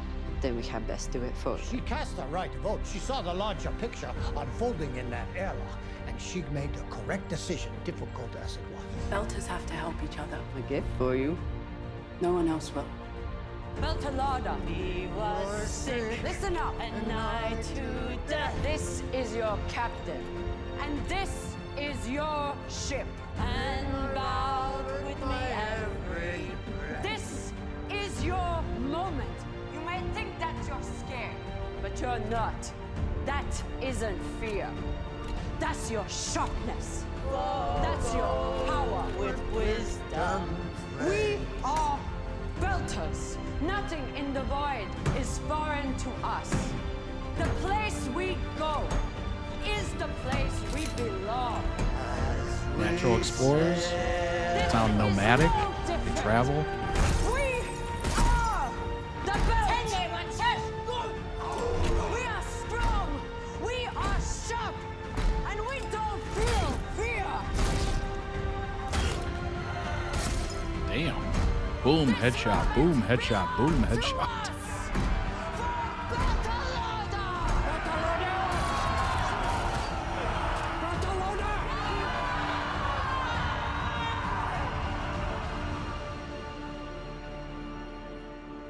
Do you do me a favor? I was sick and nigh to death, but I vowed with my every breath. Hold on to this until I finish the mission. Forgo with wisdom the ways. Ten nie watches. Good. When I say.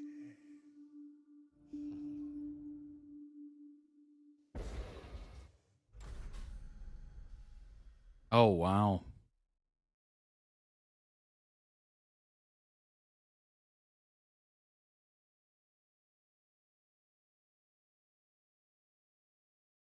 That was a cool death scene.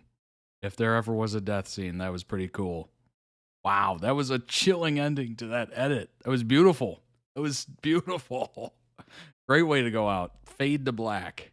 That is beautiful. Yeah, I did not either. Wow. Sacrificed himself, it looks like. Right. Don't even know the guy, but I like him. Seemed like a really good mentor.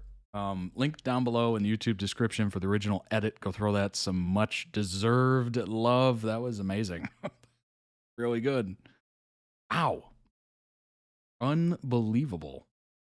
We're going to read some more about the Expanse. I've obviously reacted to some edits from the Expanse a while ago. It's been a while. So I'm going to get a little refresher here. Then we're going to read a little bit more about the character of Kleiss, I think is how it's pronounced. Very cool. Oh my gosh, that was chilling. That was legitimately chilling, and it's not the air conditioning blowing on me. Let's go ahead and pull up some more information. The Expanse. Woo. Science fiction, obviously. Based on a series of novels of the same name. Set in a future where humanity has colonized the solar system, it follows a disparate band of protagonists, United Nations Security Council member, Christian Avasarala, cynical detective Josephus Thomas Jane. Oh, I forgot he was in this. Great actor. And ship's officer James Holden and his crew as they unwittingly unravel and place themselves at the center of a conspiracy that threatens the system's fragile peace while dealing with existential crises brought forth by newly discovered alien tech. Received positive critical response with particular praise for its visuals, character development, and political narrative. Received some awards. Sci-Fi canceled the series after 3 seasons. Amazon later required it, producing 3 more seasons. The 6th and final premiering in 2021. That's amazing. The fact that Amazon was like, nope, we like it. We're going to do 3 more seasons. That's pretty cool. Although one of those was pretty short. The 6th season was only 6 episodes. So it went up 10, 13, 13, 10, 10, 6. That's really neat.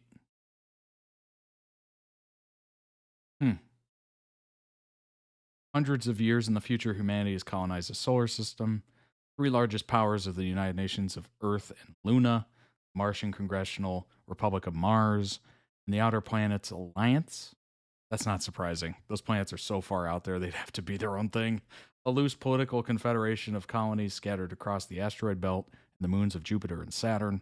The United Nations is a materialistic, ultra-capitalist society with authoritarian undertones, while the Martians have evolved into a corporatist culture, both ruthlessly exploit and oppress the Belter populations, as we saw, of the OPA to gain control of their valuable natural resources.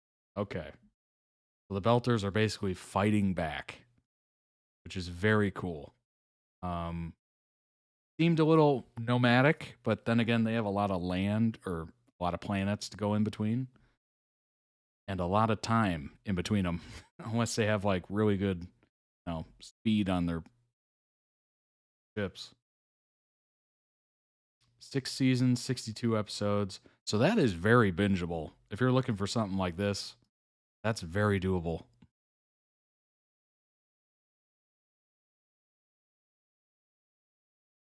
Go ahead and look more into Kleiss, I think his name is.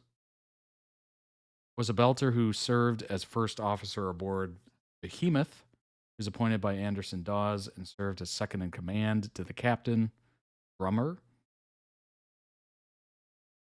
Was raised in the Belt, widely famed for his long career as one of the best pirates in the Belt. Kind of got a little piratey vibe there. For which he earned the moniker the Ghost Knife of Callisto. What a great moniker. That's great. I like that. At some point in his life, had a daughter, but she died in a fire that also left the right side of his body heavily scarred with burns, as we saw. I was kind of wondering about that. Ashford's personally witnessed his daughter's death. Oh gosh. And it has heavily affected him with his view of war and violence overall. Yeah, that would really, yikes. I want a cool monitor. Me too. Closely aligned with the Anderson Dawes faction of the OPA, he was given the rank. I mean, how could you not support the OPA? They're like way out there. It's smaller. They have probably a lot of great natural resources, apparently. And it's just kind of the outliers, if you will. He was given the rank of commander in an attempt to formalize the OPA Navy and therefore make it appear more legitimate. He was also said to be responsible for designing the work-in-progress Navy uniforms. In his new position as a commander, he was shown to have become acquainted with Diogo. Knew and had history with Drummer, the commander, with both of them having worked on the docks in the past.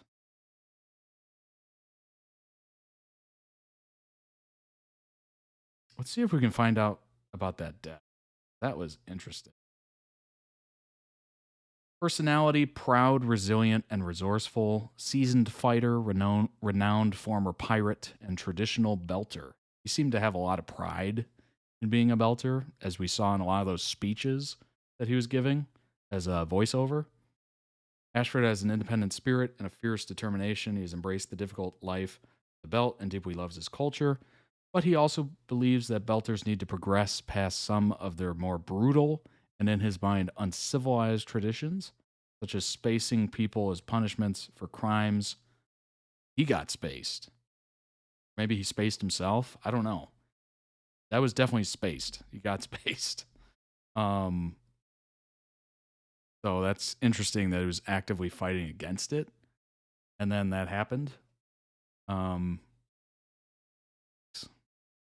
That also kind of makes sense that it'd be a little bit more Wild West out there in the OPA because you're way out there, right?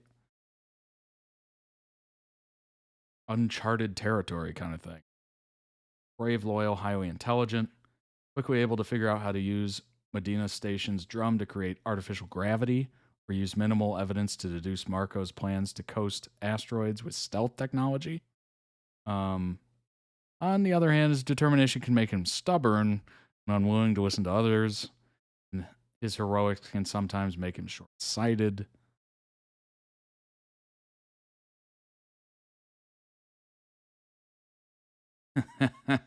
Can't remove the Belter spirit from himself as he admitted that he would enjoy watching Marco's pretty face floating outside the airlock. Oh, gosh.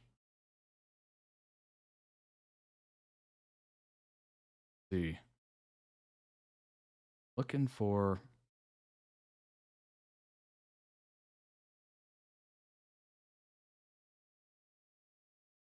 Nothing really there on it.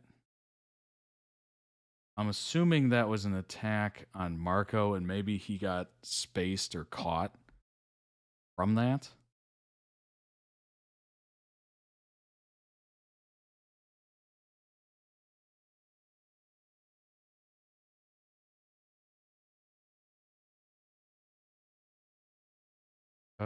Adaptation of the third novel in the series, greatly abbreviated to fit within 7 episodes. It was anticipated that Sci-Fi would not be renewing the show, and the creators wanted to ensure that the story closed with a reasonable conclusion, as opposed to a cliffhanger. Kudos. Kudos to them for doing that, although I'm sure it just seemed so rushed. So rushed. Like season 8 of Game of Thrones. Yeah. Kudos, though, for not ending on a cliffhanger, but good news is Amazon apparently still had more to go on. So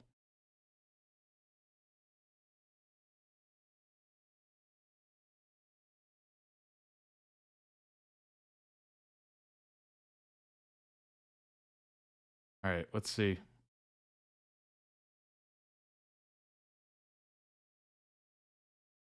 Words to a friend.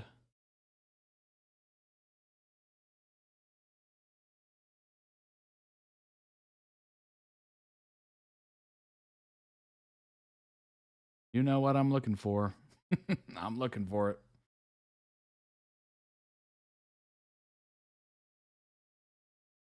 Marco calls Ashford a traitor to the belt and gloats that he cannot stop what's coming.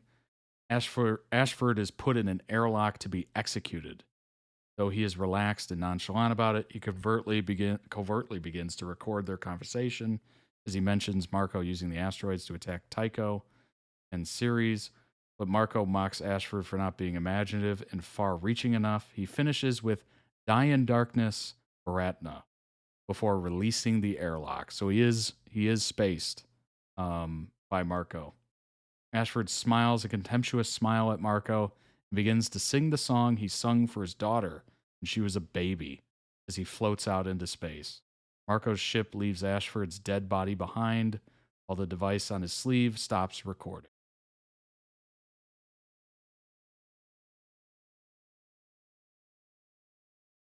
Oh, that is powerful.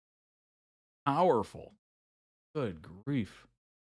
Drummer is a Belter serving as the current president. Previously former assistant director of Tycho Station.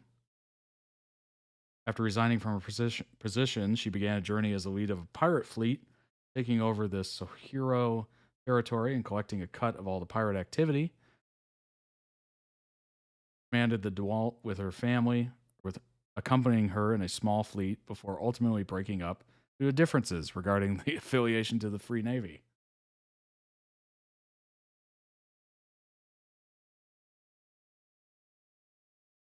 Rose up to become a trusted and high-ranking member of his OPA faction, Dawes. Let's see.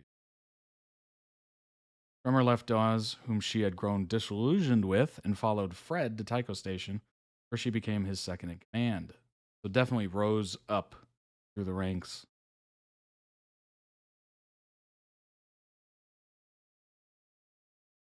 Very interesting.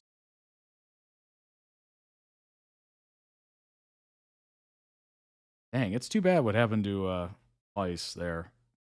That is really too bad. Oh my gosh. All right, let's go ahead and hop on to the 5th video. That was such a good edit. Good grief. Fade to black. Is there anything better than that? Charles and Edwin family line. Francesca. Go ahead and jump in. This is obviously from Dead Boy Detectives. If you are Charles Roland. Charles, have you been crying? Deceased 1989. Nah, mate. Afterlife assignment.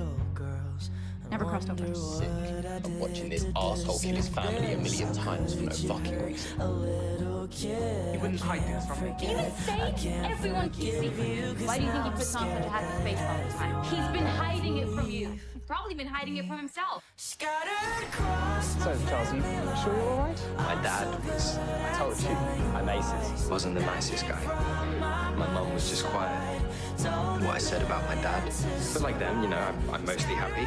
I tried to be extra happy for all of us, didn't I? It was more than that.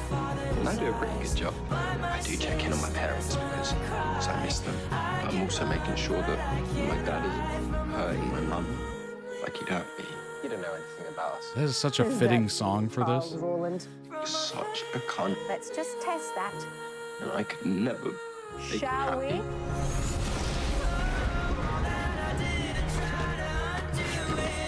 Think you're big and tough with that axe, huh? Big guy killing a bunch of women. I depend on it. It's who I want to be. Good guy. It's not going anywhere. I'm worried that maybe I'm like Brad and Hunter. They're like my dad. I really want them to be good guys. I don't want to be a bad guy. I don't want to be dead. I hate it. Every day, I'm fucking smiling. I'll make it better, please. Because who else is going to be the one holding it together and keeping spirits up? What good am I even doing? I can't stop anything. I sure as hell couldn't stop my dad from beating the shit out of me. That's rough. That is so rough. I did that for us. She was going to take us. Charles, that was... No. You can't make it better. Extreme. You never made it better than you died. That is the point. Good grief. Why would you want to stay on Earth having experienced this? It's pretty clear that If I was angry. he wants to protect people Rest assured. because he was obviously getting beat himself as a child and Okay. I wouldn't want to be dead with anyone else, would I? didn't want to see other people go through this similar situation. But death will come for you now. You should go with her when she arrives. Well, I'm not ready, am I? I don't want to go somewhere else yet. What if I stay here for a bit with you? You know what happened when I died, Crystal? Nothing. My disappearance was labelled an act of God. And Charles, the boarding school covered up what happened to him. Our deaths didn't matter. Those memories are not why I choose to stay here. We are solving cases that would never be solved. I still have a purpose. I'm a dead boy detective. We didn't matter. He and I. They both died. Yeah, I kind of noticed that. Also, I'm not good with other people. On the And I only wikis. just came back to this school after escaping hell. Not going back to hell, are you? Well, I'm Got attacked for Aces. defending someone who's being bullied, raped, and abused. Then he was abused by his dad. She died. She forced us to go to the afterlife and split up. I will make sure that never happens. Charles, no! Charles! Edwin! It is not how you make decisions. Just based on whatever you happen to be feeling in the moment. How I live my life. Doesn't seem all that different now. Looks like you're stuck with me. You really gave up potentially tranquil eternity for your friend? After seeing that, let me ask you, is that a person who belongs in hell? Charles, I spent over 70 years in the worst place with the worst people. And I promise you... Telling me Edwin is the best person that I know, and I won't leave him in hell. Edwin? Charles? Charles, bad guys do not worry about being bad guys. No, swing through, mate. I'll be right behind you. Go! But you, are the most important person in the world. Charles Roland, the best person I know. But there's no one else I would go to hell. We've got literally forever to figure out what the rest means. As long as we get out of here, okay? You know, Charles, you can talk to me. This is a really beautiful edit, by the way. You talk to me about anything too, mate. Wow. The anime on the door. This is, oh my gosh, that was stunning. Oh, it went over Charles, went over Edwin, and then went over both. Like, it was just beautifully put together. Link down below in the YouTube description. Throw the original edit some love. Go check out their other videos. Just assuming they have other videos, I'm sure they're just as good. That is unbelievable. Wow. Charles, hey, I know you confessed your love to me, but there's a demon chasing us. Can we escape hell now? We can talk later, right? Oh, that's great. Let's keep moving though. That was really lovely. It is good to see Charles kind of, I guess both of them basically using their past trauma or how they, were demised or, met their demise and using it for good. And using it to solve mysteries and cases and whatnot. Like, that is amazing. Like, they obviously have personal firsthand experience in awfulness. They're using it to do good things. Pretty awesome. Pretty amazing. Edit was a few hours old. I watched it and immediately requested it. It's amazing. Yeah, I definitely see why. It was beautifully put together. The music was great. I loved how they set it up, introducing each and then really playing into their relationship. Like, that's amazing. It does show the complexity for sure. For sure.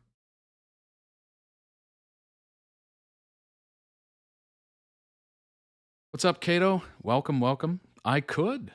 Go to toddreacts.com, put in a request, join a tier, put in a request. You can join either the series or season tier. And I can definitely react to a song you made. Sure.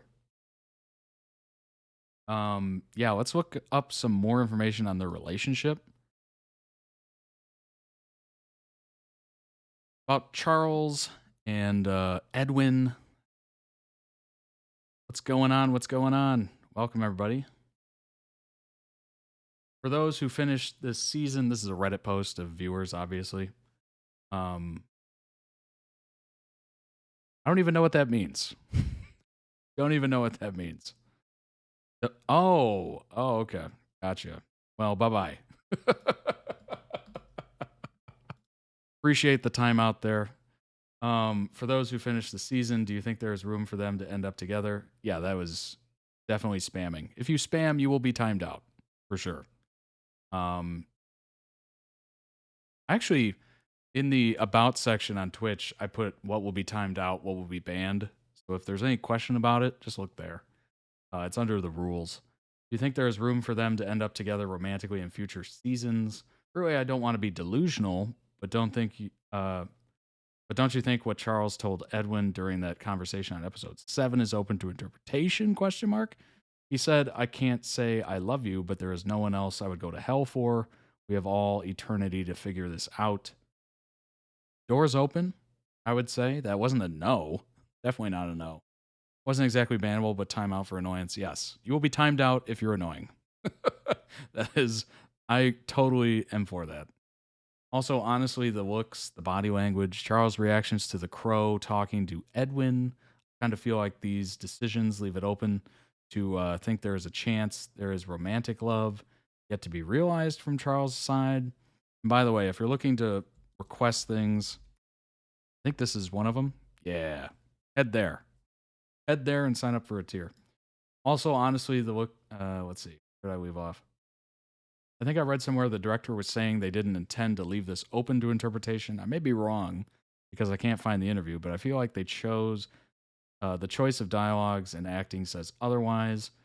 I know the gay-straight friendship storyline is a good one too. It is just ... With the phrasing and the scene choices, every time Edwin and Charles appear together, I feel like the intention of the show to showcase that a romantic relationship between them is an option in the future.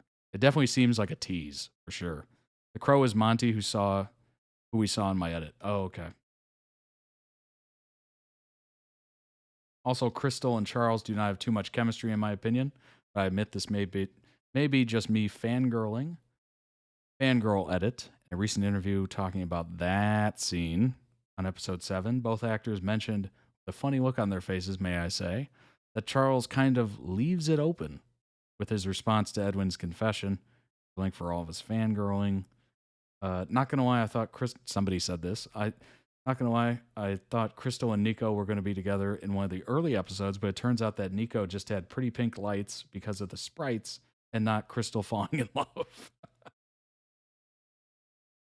He was the person that said he liked Edwin, and Edwin rejected Monty.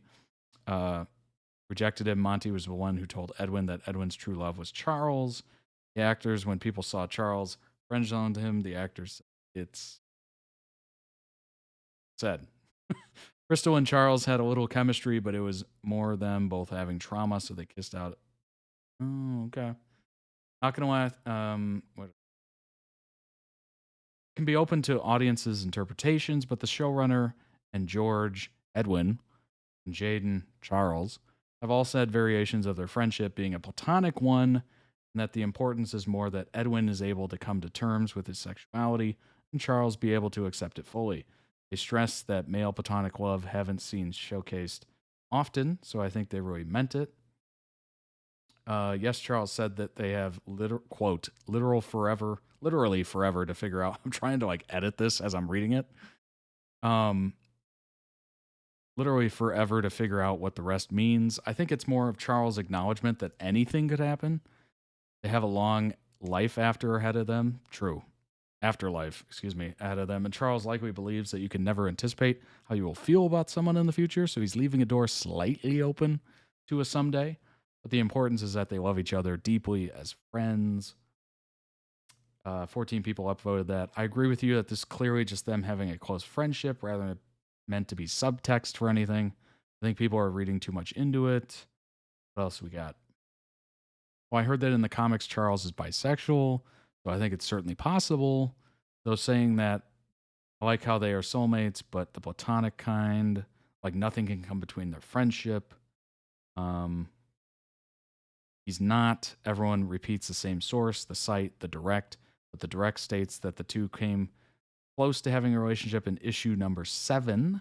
There is no issue number 7. There's no reliable source or comic that confirms it. Interesting. Yeah, don't worry about it. The amount of typos I type is crazy. I get the feeling it's going to stay platonic, even though I sort of wish they'd be together. This show is so queer-coded that it just makes sense to put them together eventually. I keep reading sources saying that the importance of the show is to put close male friendships into focus, but I'm tired of close male friendships, to be honest. We act like two males can't be friends. It's an argument made every time shipping occurs. But let's be real, close male friendships make up the majority of these shows, unless they're specifically in a BL or a gay romance that the two guy leads are just pals. That's it. I think it'd actually be nice to have a one-sided gay crush blossom into a mutual thing in a show that isn't necessarily about queer romance.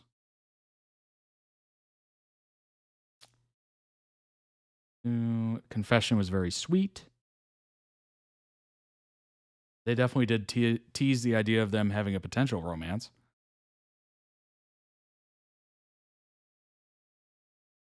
I think honestly, it might have been like a little, like Easter egg, like a little crumb that they dropped just to say this is the direction we're going kind of thing. It kind of feels that way, honestly. Looking at the quote, seeing it in the edits, it kind of feels like that.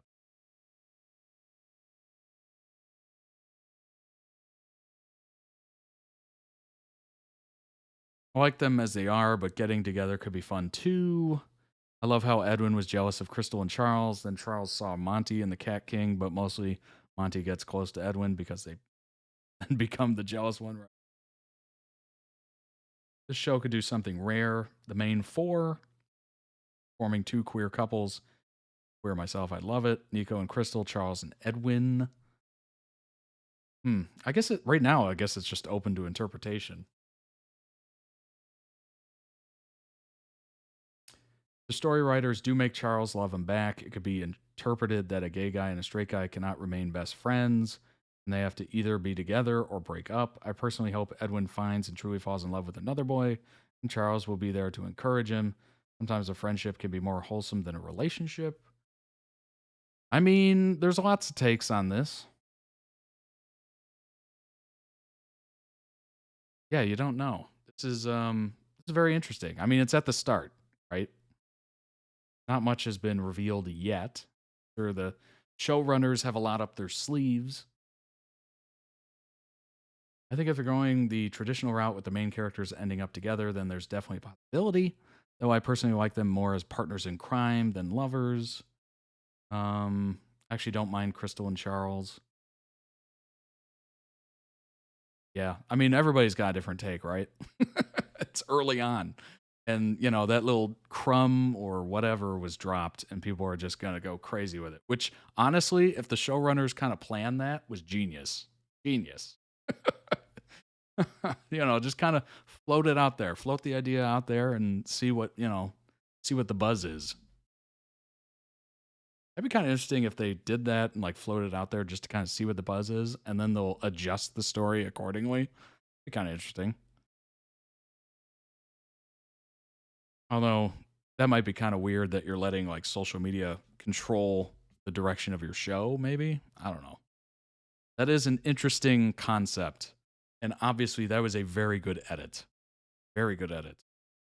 So far we got best friends, Charles and Edwin, unconditional love. With Edwin crushing newfound unconditional love in Nico and Edwin, trauma bonded in Crystal and Charles, and then frenemies in Edwin and Crystal. Boys had traumatic lives and literal hell. They just deserve happiness. Sounds like it, honestly. Their backgrounds are brutal. How they died and what they kind of dealt with in their lives just from the edits. Really awful. Hey, we all deserve happiness, damn it. We all deserve happiness. And I hope we all do. I hope we all get happiness. Certainly if you're watching this, I do. If you're subscribed, I really hope it. So sign up today for a YouTube account. Subscribe to all your favorite creators, not just me. They deserve to live their lives together, if that means just as best friends, brother bond, like Inej, Esper, Shadow and Bone, Six of Crows, or just as a couple. I'm down. Subscribe for happiness. There you go. Oh, God. How ridiculous would it be if I'm like, if you want to be happy, just subscribe, and I will bring you eternal happiness. Oh, God. Yeah, put it on a t-shirt. That'll be in the summer collection. Subscribe for eternal happiness. New merch idea. Honestly, might start working on that after stream. That is a heck of a merch idea. Oh my gosh. All right, it's been fun. It has been almost 3 hours. This was a doozy. This was a long one. Sounds cult-like. Be careful. Yeah, exactly. That's a little much. Let's just keep the cult to the Discord, okay? Speaking of which, join the Discord. Why haven't you joined it already? Come on now. Join it. Do it. I'm interested to see all your meals and your recipes, your dog pics and your cat pics, all the good stuff. Looking to grow that, hopefully, into a large community where we have all these different fandoms, all these different fans from all over. You never know what kind of, people you'll meet. Maybe you'll meet really good friends. Who knows? And you can talk to me. I'm in there pretty much always. So come hang out. Come hang out. Very much like the gaming streams. If you haven't subscribed to the Todd Reacts Plays on YouTube yet, go ahead and do so. Subscribe to the YouTube channel, Todd Reacts, as well. We are heading towards 20,000 subscribers. That is the goal. Eye is on the prize. Subscribe today. Join up to YouTube. It's free. It's easy. It takes no time. And you get to keep track of all your favorite creators, which is super cool. Check out the merch. Winter collection is leaving in just over 2 days, and the summer collection is coming. We have, what's the total number of new items? I think it's like 10, 12 almost. I'm trying to remember the number off the top of my head. I don't really know, but it's a lot. It's a lot of new items.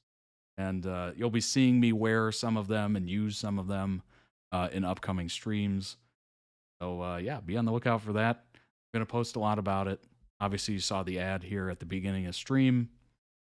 I'm sure you'll see it around YouTube if you haven't already. But follow the Twitch channel if you're here on Twitch. And make sure your notifications are turned on so you know when I'm live or when a video uploads on YouTube. You know when it uploads. You can come check it out. And yeah, I will see you all tomorrow on the next one. Thursday is basically the Friday of this channel. So looking forward to another great 5 videos. I hope to see you there. Have a great rest of your Wednesday. Take care of yourselves and each other and everybody in your life. Be safe. I'll see you tomorrow. Bye-bye, everybody. Jace, Luke, appreciate it. Roxas as well. Thanks for joining the Discord. To the people that were timed out, don't forget to subscribe and follow. We'll see you next time. You can spam, and then we'll time out again. And it'll be, I don't know, it'll be a tradition that we'll just start. Okay? All right. Bye-bye, everybody.